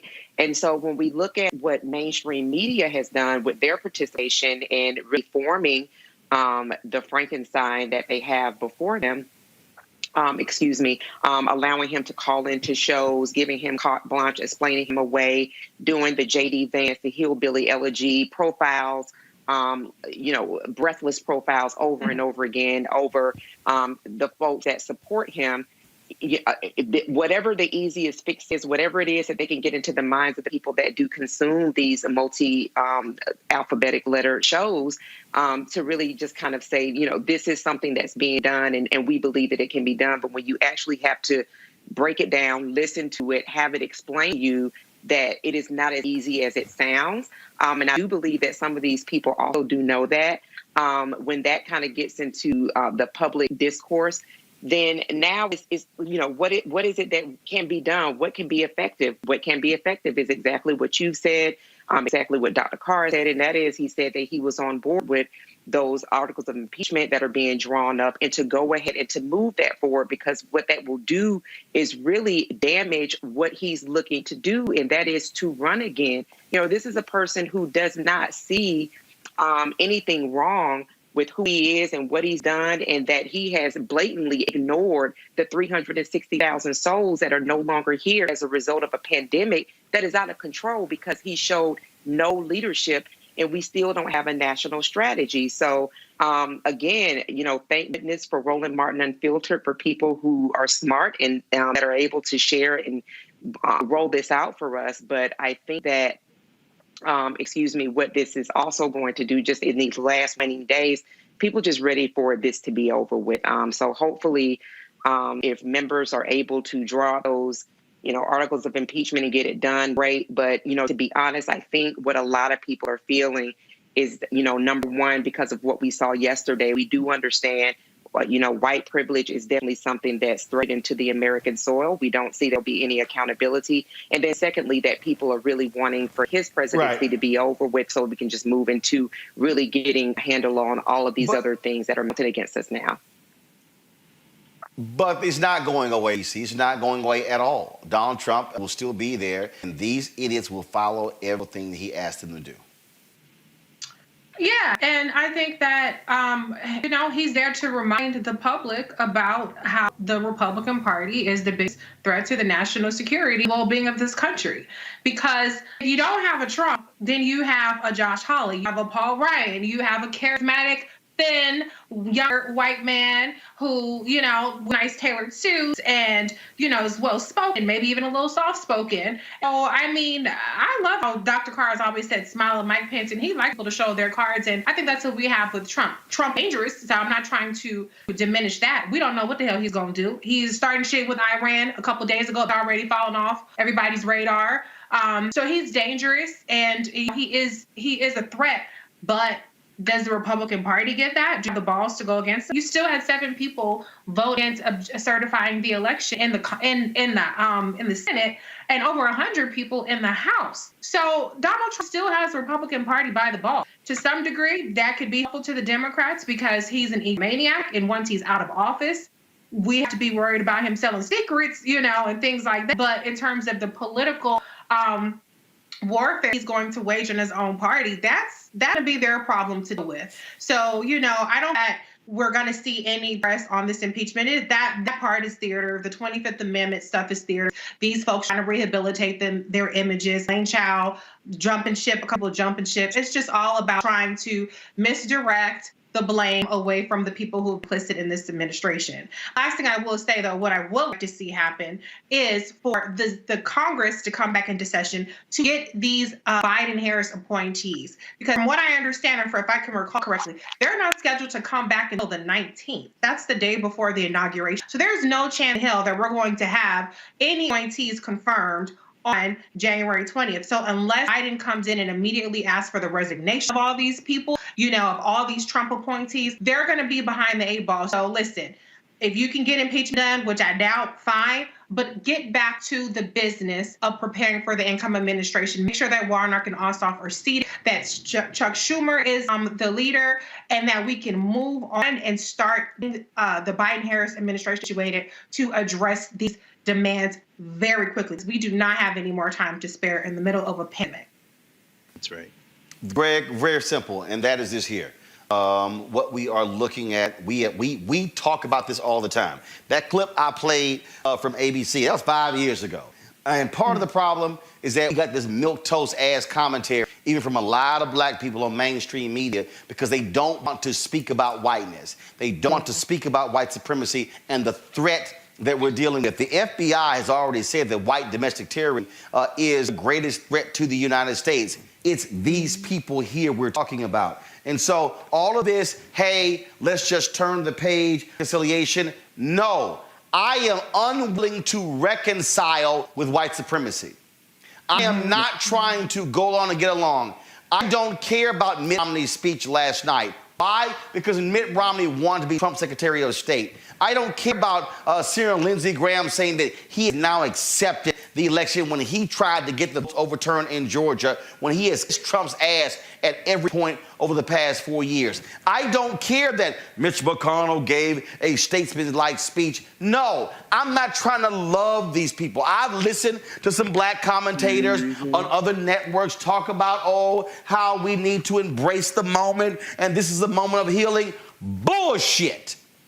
These folks do not want to heal. These people want to kill, steal, and destroy. They do not want to see black people voting. They do not want to see black Latino folks voting. They want us to go back to where we have slavery without shackles. They do not want to share power. They do not want us to have any control whatsoever. They can't stay.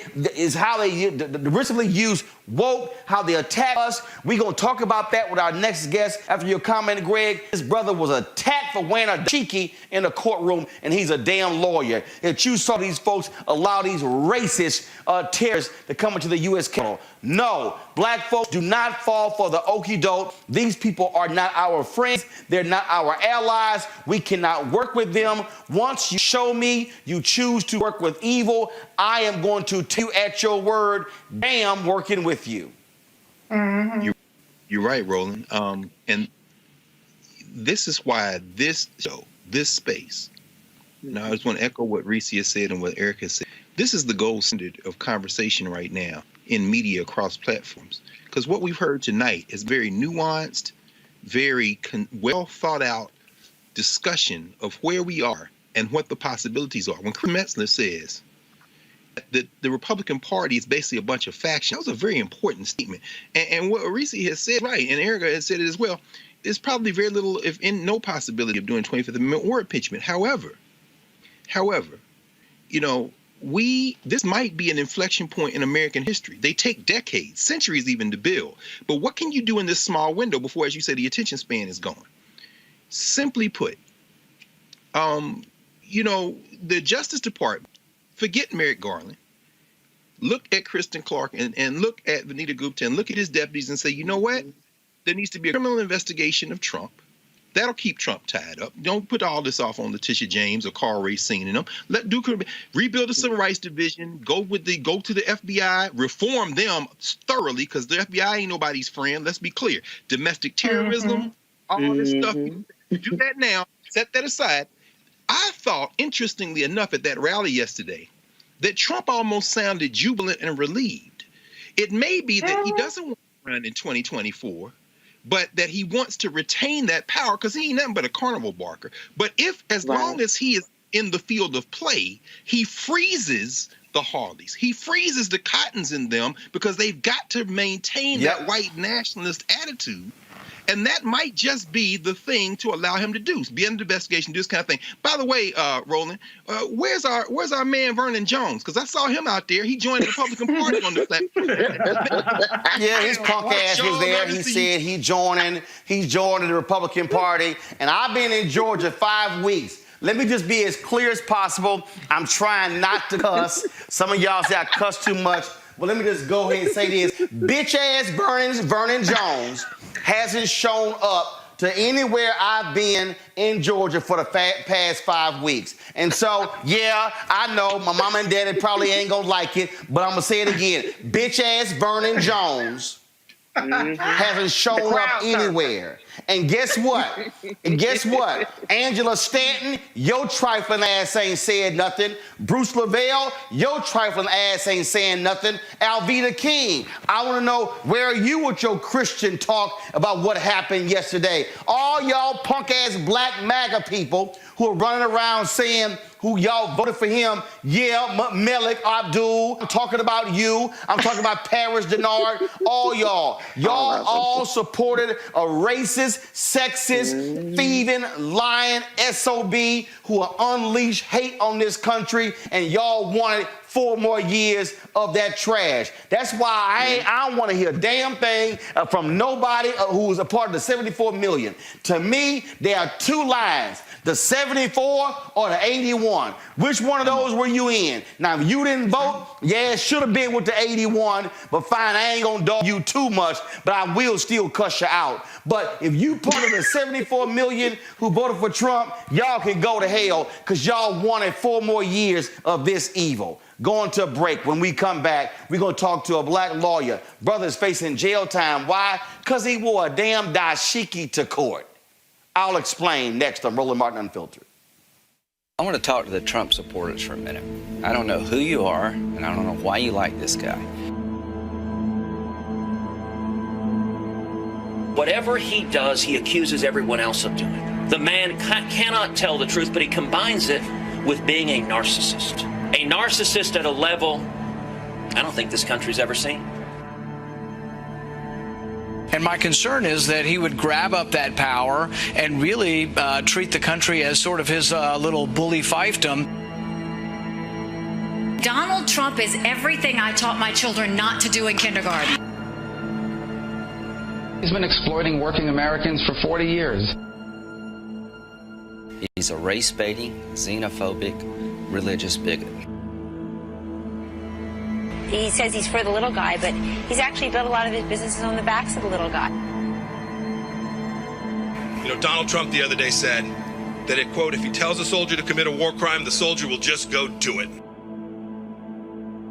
And I don't think Donald Trump has even read the Constitution, knows what's in the Constitution. A toxic mix of demagoguery and mean-spiritedness and nonsense. I just cannot support Donald Trump. Donald Trump is a delusional narcissist and an orange-faced windbag. Donald Trump is a con artist. He doesn't know the difference between truth and lies. He lies practically every word that comes out of his mouth. I think he's a kook. I think he's crazy. I think he's unfit for office.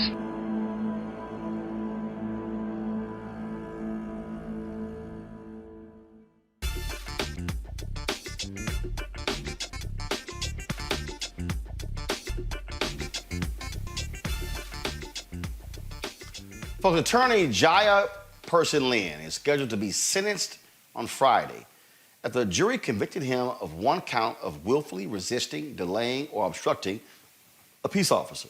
The conviction stems from his January 2019 arrest at the San Bernardino County Courthouse, where he was tased and tackled before being arrested when courtroom deputies didn't believe he was an attorney because he had a dashiki on.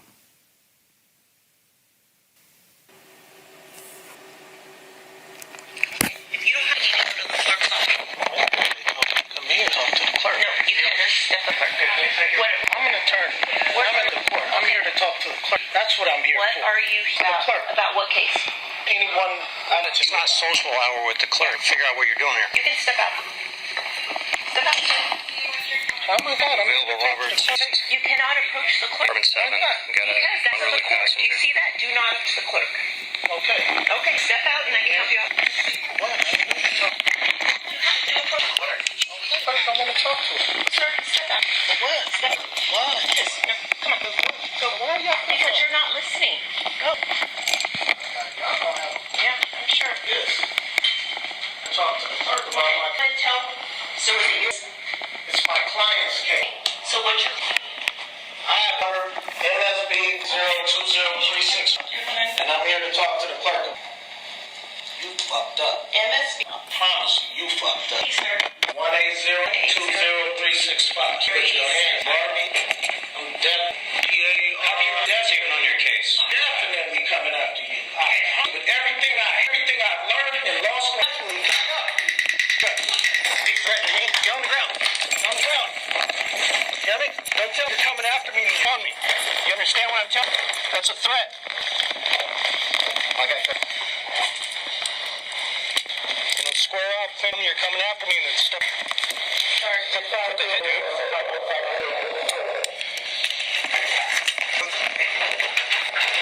You done? You gonna go to the program or you gonna get my taser?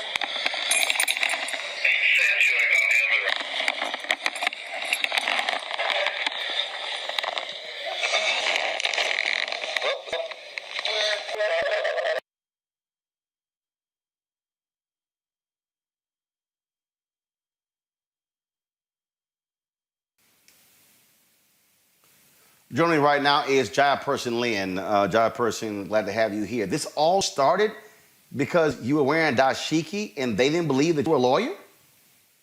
Yeah, plain and simple. That's it. And, thanks for having me. Good to see you. But that's it. They did not believe me. I told them exactly who I was, what I was there for. And before the video that you showed started, I tried to pull out my bar card to show them I'm, in fact, an attorney, but I did not get that opportunity. Before that, he pushed. So they hit you with willfully resisting, delaying, or obstructing a peace officer. And they want to see you in jail for a year because of a shirt you were wearing. That's what I'm facing. That's what I'm facing. And at the trial, they recognized it was not resisting. Although you hear him on the audio saying, "Are you going to stop resisting?" They know I never resisted. And so at the trial, it was for delaying or obstructing. So at the part of the video you just showed, when he put his hands on me the second time and I put my hand on his and his hand left my chest, that is the act, the specific act that the jury said delayed or obstructed him in the lawful performance of his duty. And that 3-second act is the act that I was convicted of, delaying or obstructing him in his duty.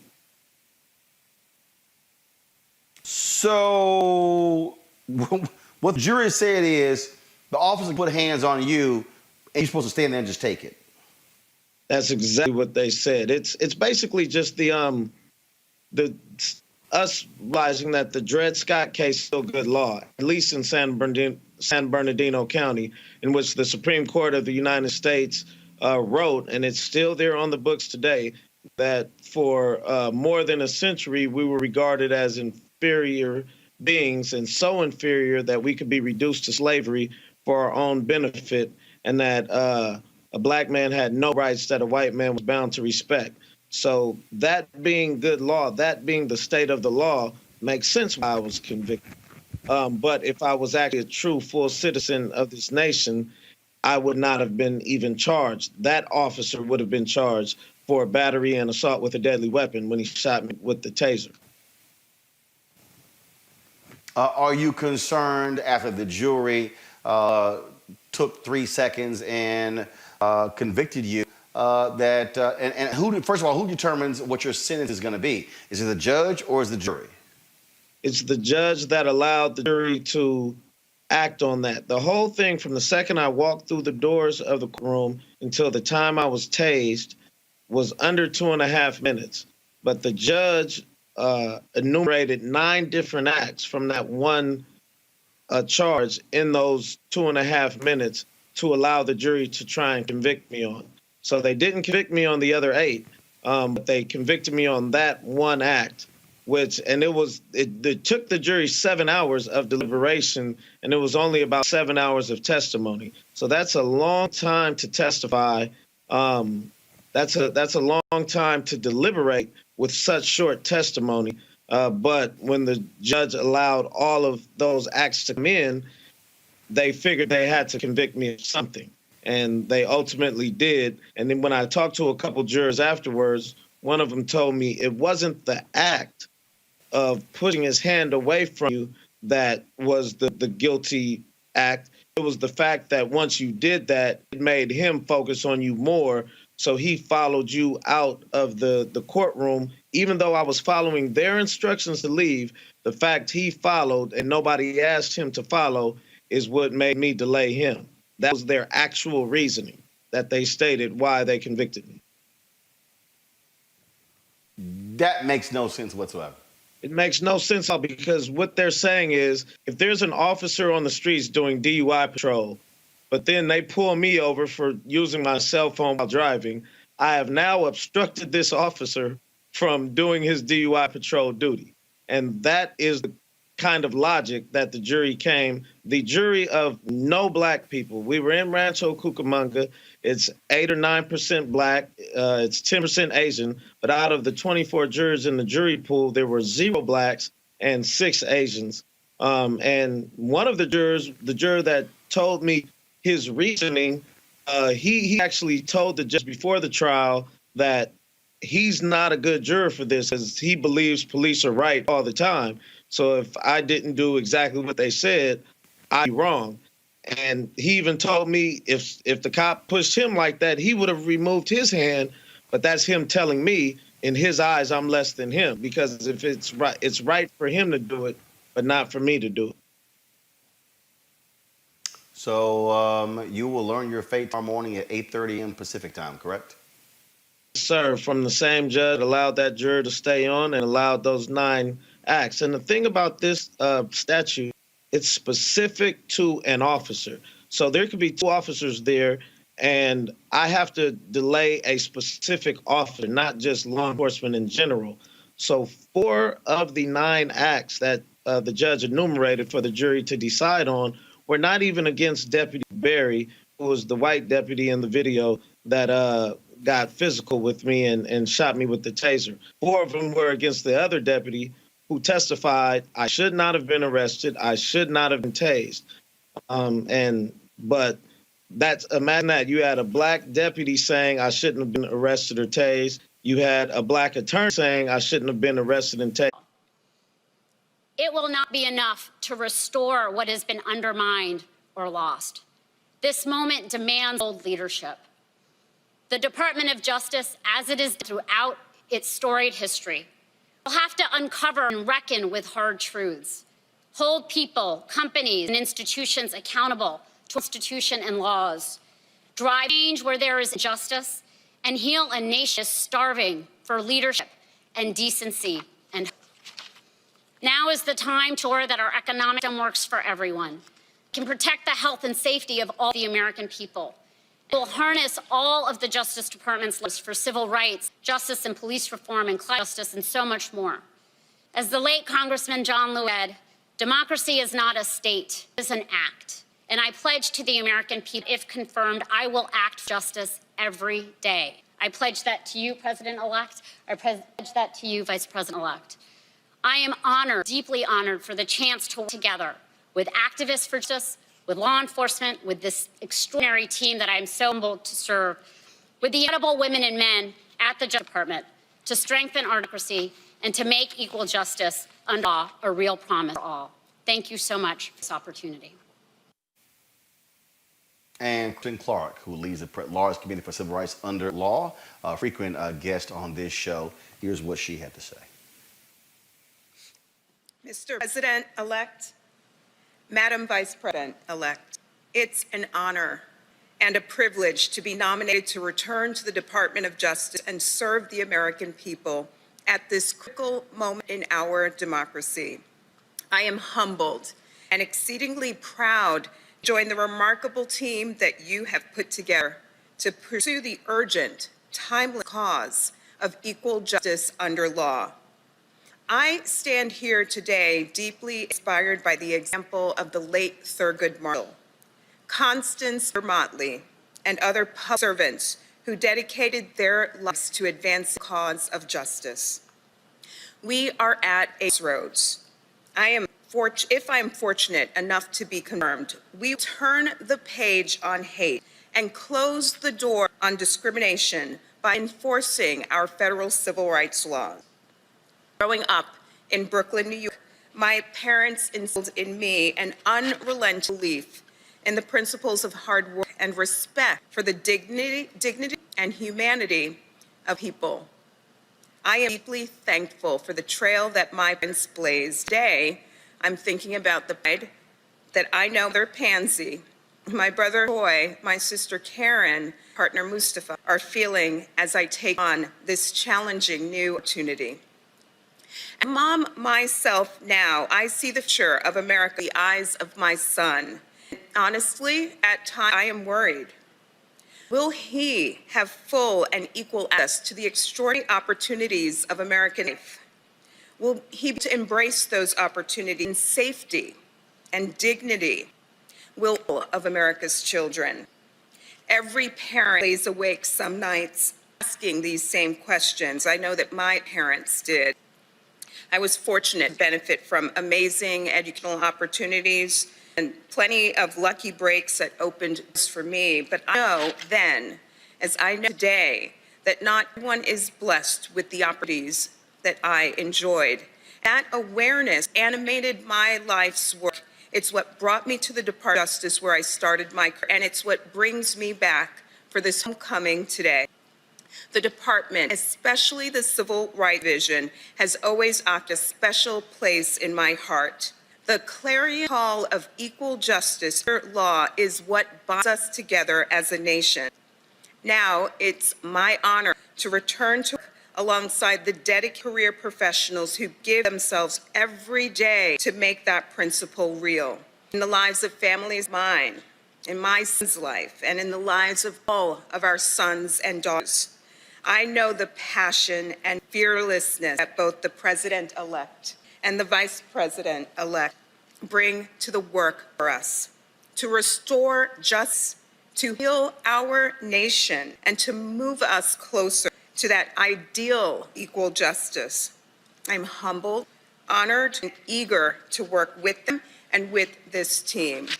Thank you for giving me this opportunity to serve my country as a member of your administration. Greg, you went to Ohio State Law School. You understand these issues. Your assessment of this legal team, this justice team Joe Biden has assembled. Let me pause here and say shout out to the HBCUs. I do teach a class at the Howard University School of Law, and Kristen Clark is a proud graduate of the Howard University School of Law. So I want to say that. By the way, so is young brother Person Lynn. I knew his father, who is a professor of Pan-African Studies out on the West Coast. He's a Hustle grad. Also went to Hampton undergrad. Merrick Garland is irrelevant if he stay out of the way of those two. And we need to make him stay out of the way of those two. Because I'm going to tell you right now, all those consent decrees will be reinstated with Kristen Clark over civil rights. You heard what Vanita Gupta said about using the full power and extent of the law, the investigations, and there's some things in there, and I'll keep this very brief. The parting middle finger that toad Barr gave on his way out, scurry out the door, was a recommendation to the White House to revise the way that the federal government pursues cases under Title VI of the Civil Rights Act of 1964. This is what they call in the law the kind of use of patterns, or the phrase in Title VI is disparate impact. In other words, if you apply for a mortgage and you don't get the points and you say it's because you don't have to show that it happened to you individually. If you can show a disparate impact on Black people or Latinos or LGBTQ or women.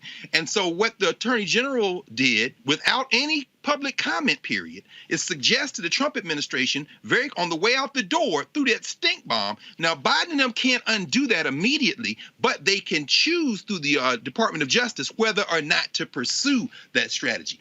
That's now up to Vanita Gupta. So, hey, Merrick, stay out the way, bruh. One other thing I'll say, one great thing about Merrick Garland, and I endorse this 150%. Merrick Garland leaves the D.C. Court of Appeals, which many people call the farm team Supreme Court, immediately. And let's put, Reese, let's put this on our sister Kamala Harris. We don't want 5 names. We don't want 3 names. Find the name of the Black woman you want to appoint to the D.C. Court of Appeals. Go to Stephen Breyer and say, bruh, you're 82. Let's move you out the paint in 2 years. Put that sister on the Supreme Court. Or, since Clarence Thomas is a Black man, how do we know that? His hair done turned Snow White. Keep your left eye on him. Diabetes might make him quit, and get that sister on the Supreme Court. So good, Merrick Garland. Appoint him, put that sister on the Supreme Court. Let's make this move. Don't be bullshitting with these people, because otherwise they'll slow walk us on this unity BS. But yeah, that's my journey. Or Reese, I'll do this here. Appoint a sister to Merrick Garland's seat, and then go to Stephen Breyer, and then appoint a sister to the Supreme Court. Go for a twofer. Your thoughts on this DOJ team? I'm all for it. Listen, we need to quit moving Black people on the chessboards and not getting a net plus. Okay. So Ketanji Brown Jackson, let's put her in Merrick Garland's seat. And yes, that's the name that I've seen, thrown out there. So yeah, we're gonna have to galvanize behind her. But absolutely, listen, Merrick Garland, whatever. He doesn't excite me. He doesn't repulse me.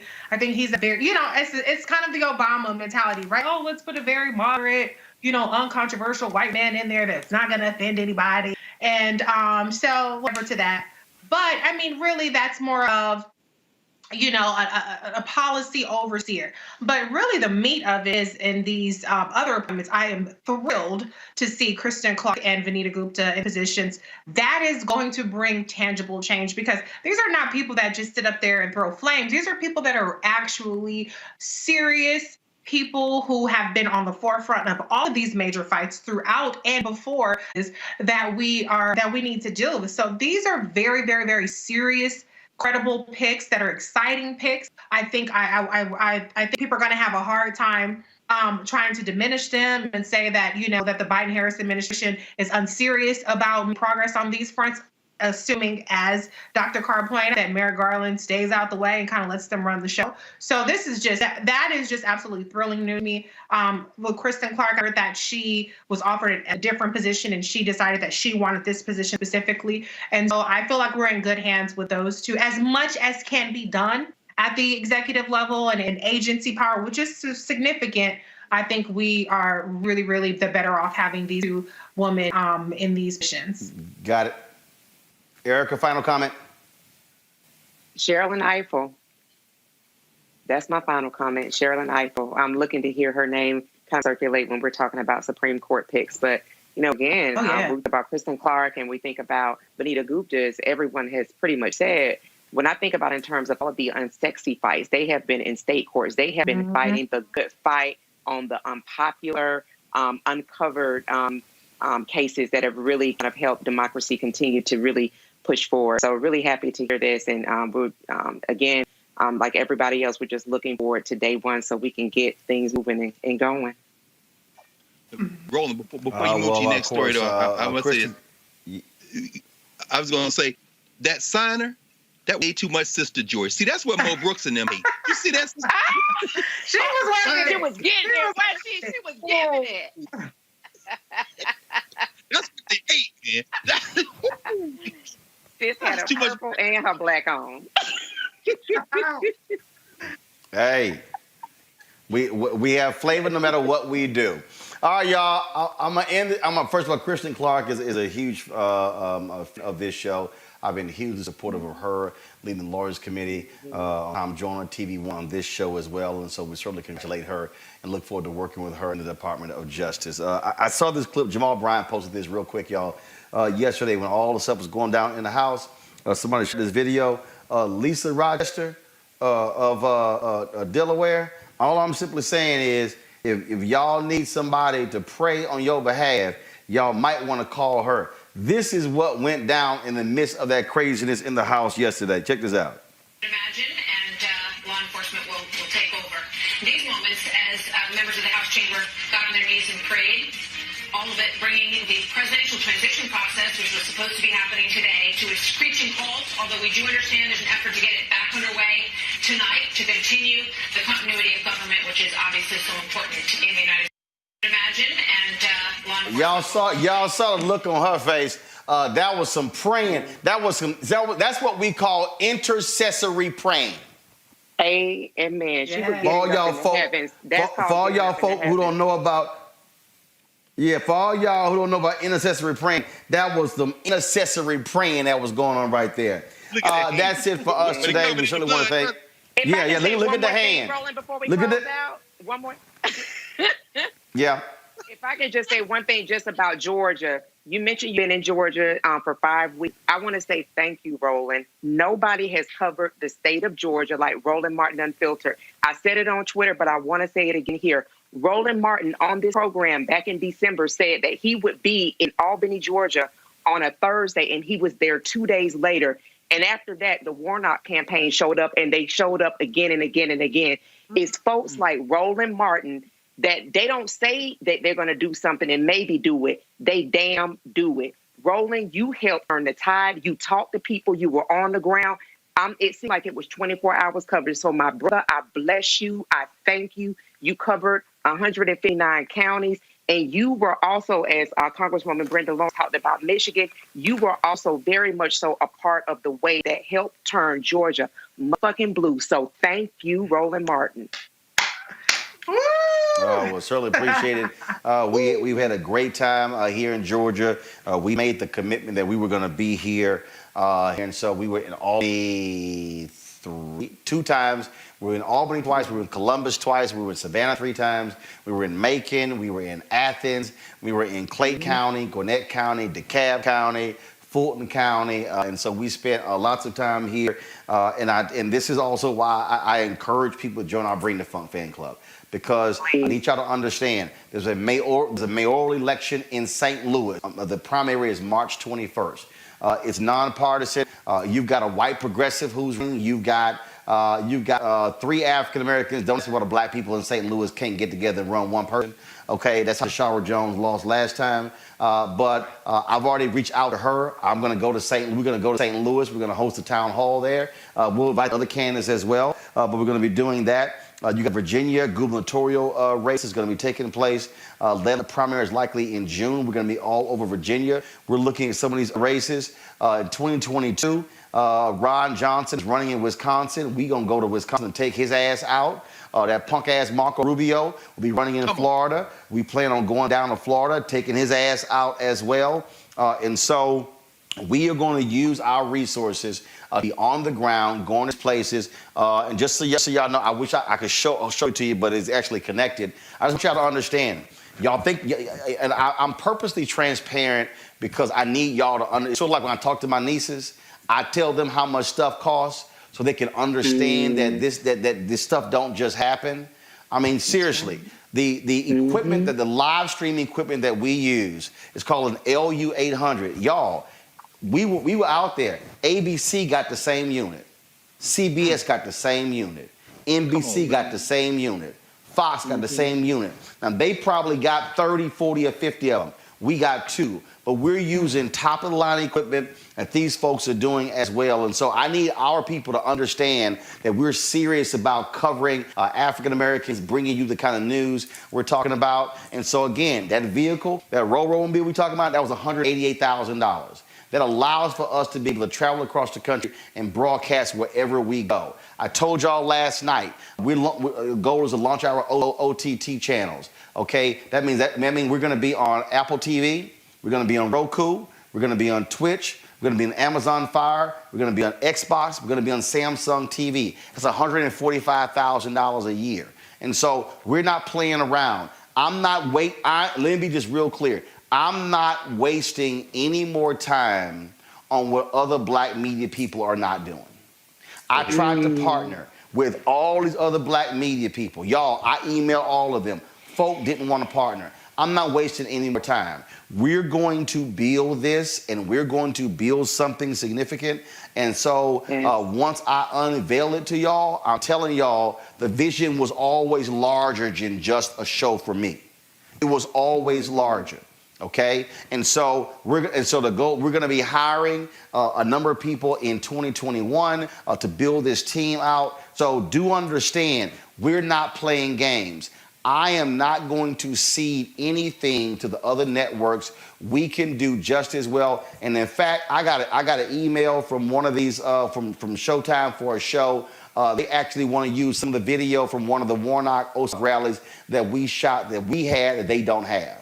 And so y'all need to understand that also I'm getting phone calls from people in England who want to use our content. It was a Botham Jean rally we covered. It's a documentary that they actually want to use for. And so we are building this, and so we need your support. Yes, we're out here going to these advertisers trying to get these dollars.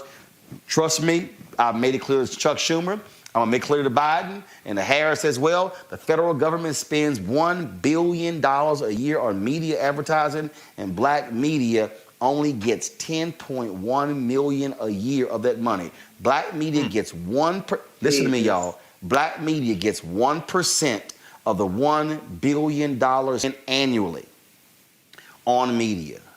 In the words of Frank Lucas, I'm gonna get that money. And so this is what we are building. And so do understand, I'm not playing games. And so we're serious about this. And so I just want y'all to understand that when you give, and y'all need to understand, I get every time y'all give to Cash App, my phone pings. When you give to PayPal, when you give to Zelle, when you give to Venmo, I literally see every single one of your notices. And for the folks who gave today $1.75, there are people who gave $4 today. There are people who gave $10 today. There was somebody who gave a $250 one-time gift. I appreciate the $1.75. I appreciate the $250 because you know what? $250 plus $175 is $250, $175. And so it all matters. And so we want y'all to please support us in what we do. Cash App is $RM Unfiltered. PayPal is paypal.me/RM Unfiltered. The Venmo is venmo.com/RM Unfiltered. Zelle is at Roland S. We also money order to New Vision, 1625 Northwest Washington Street, Washington, D.C., 2000. You also, of course, with a credit card with Square, unfiltered.com.